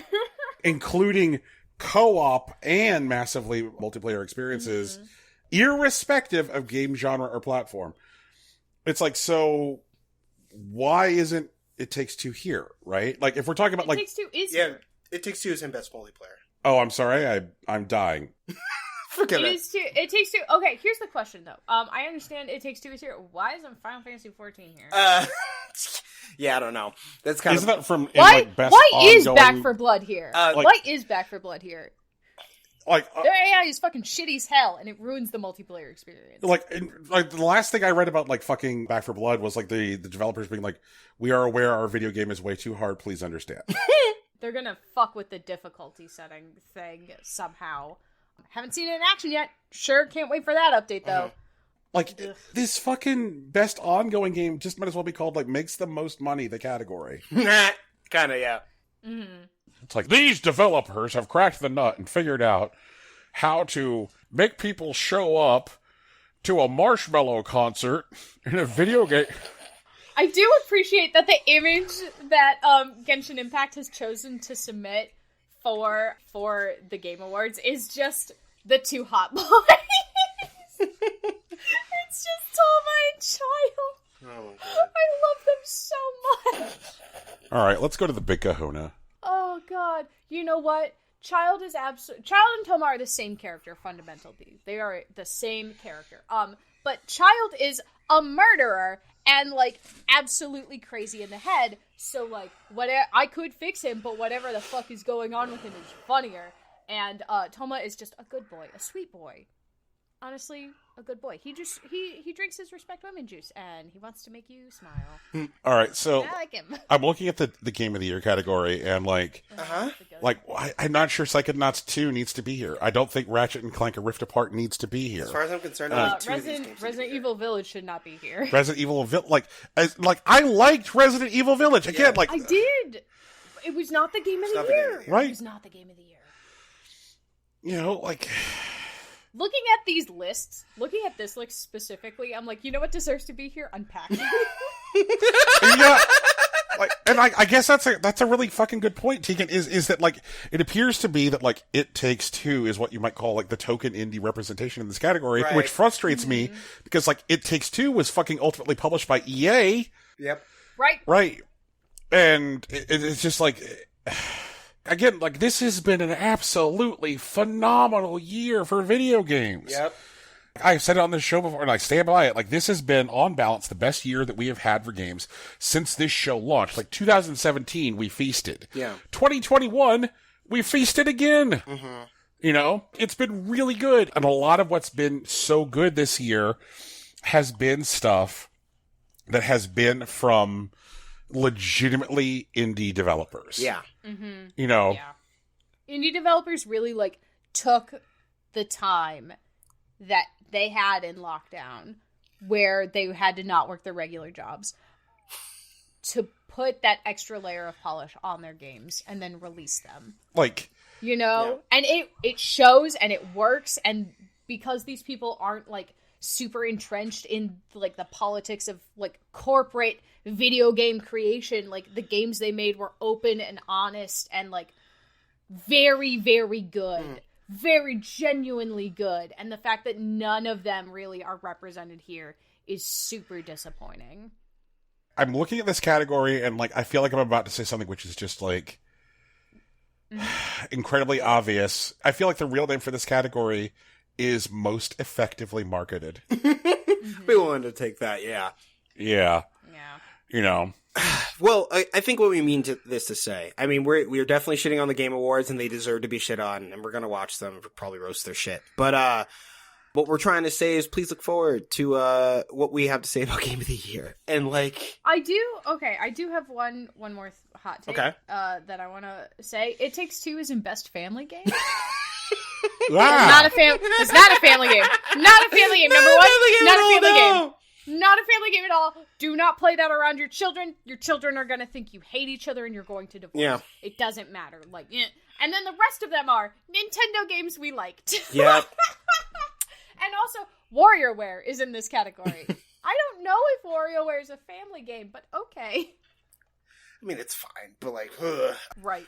I look forward to next year when like a best action adventure game has Pokemon Legends Arceus in it. And Breath of the Wild. Oh my god. I really feel like Hitman 3, now that like Hitman is okay, so like it's a good point here to like Thanks. review the publishing chronology of the modern Hitman trilogy. Mm-hmm. Because Hitman, the game simply titled Hitman, which was like the game that came out in 2017. So Hitman 2017 was at the time published by Square Enix. Then Square Enix divested themselves of IO Interactive. Mm-hmm.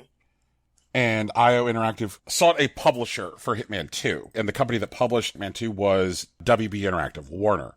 Warner published Hitman 2.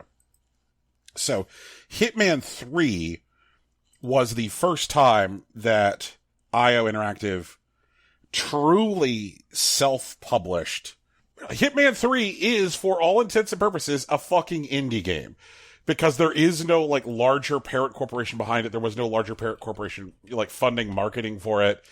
And, like, considering, like, if you go and, like, read the reviews of Hitman 3 and talk to people who played Hitman 3 and hear what they have to say about it, like, people are like, yeah, this is easily the best one in the trilogy. This game's fucking amazing. It's a capstone. This game is breathtaking.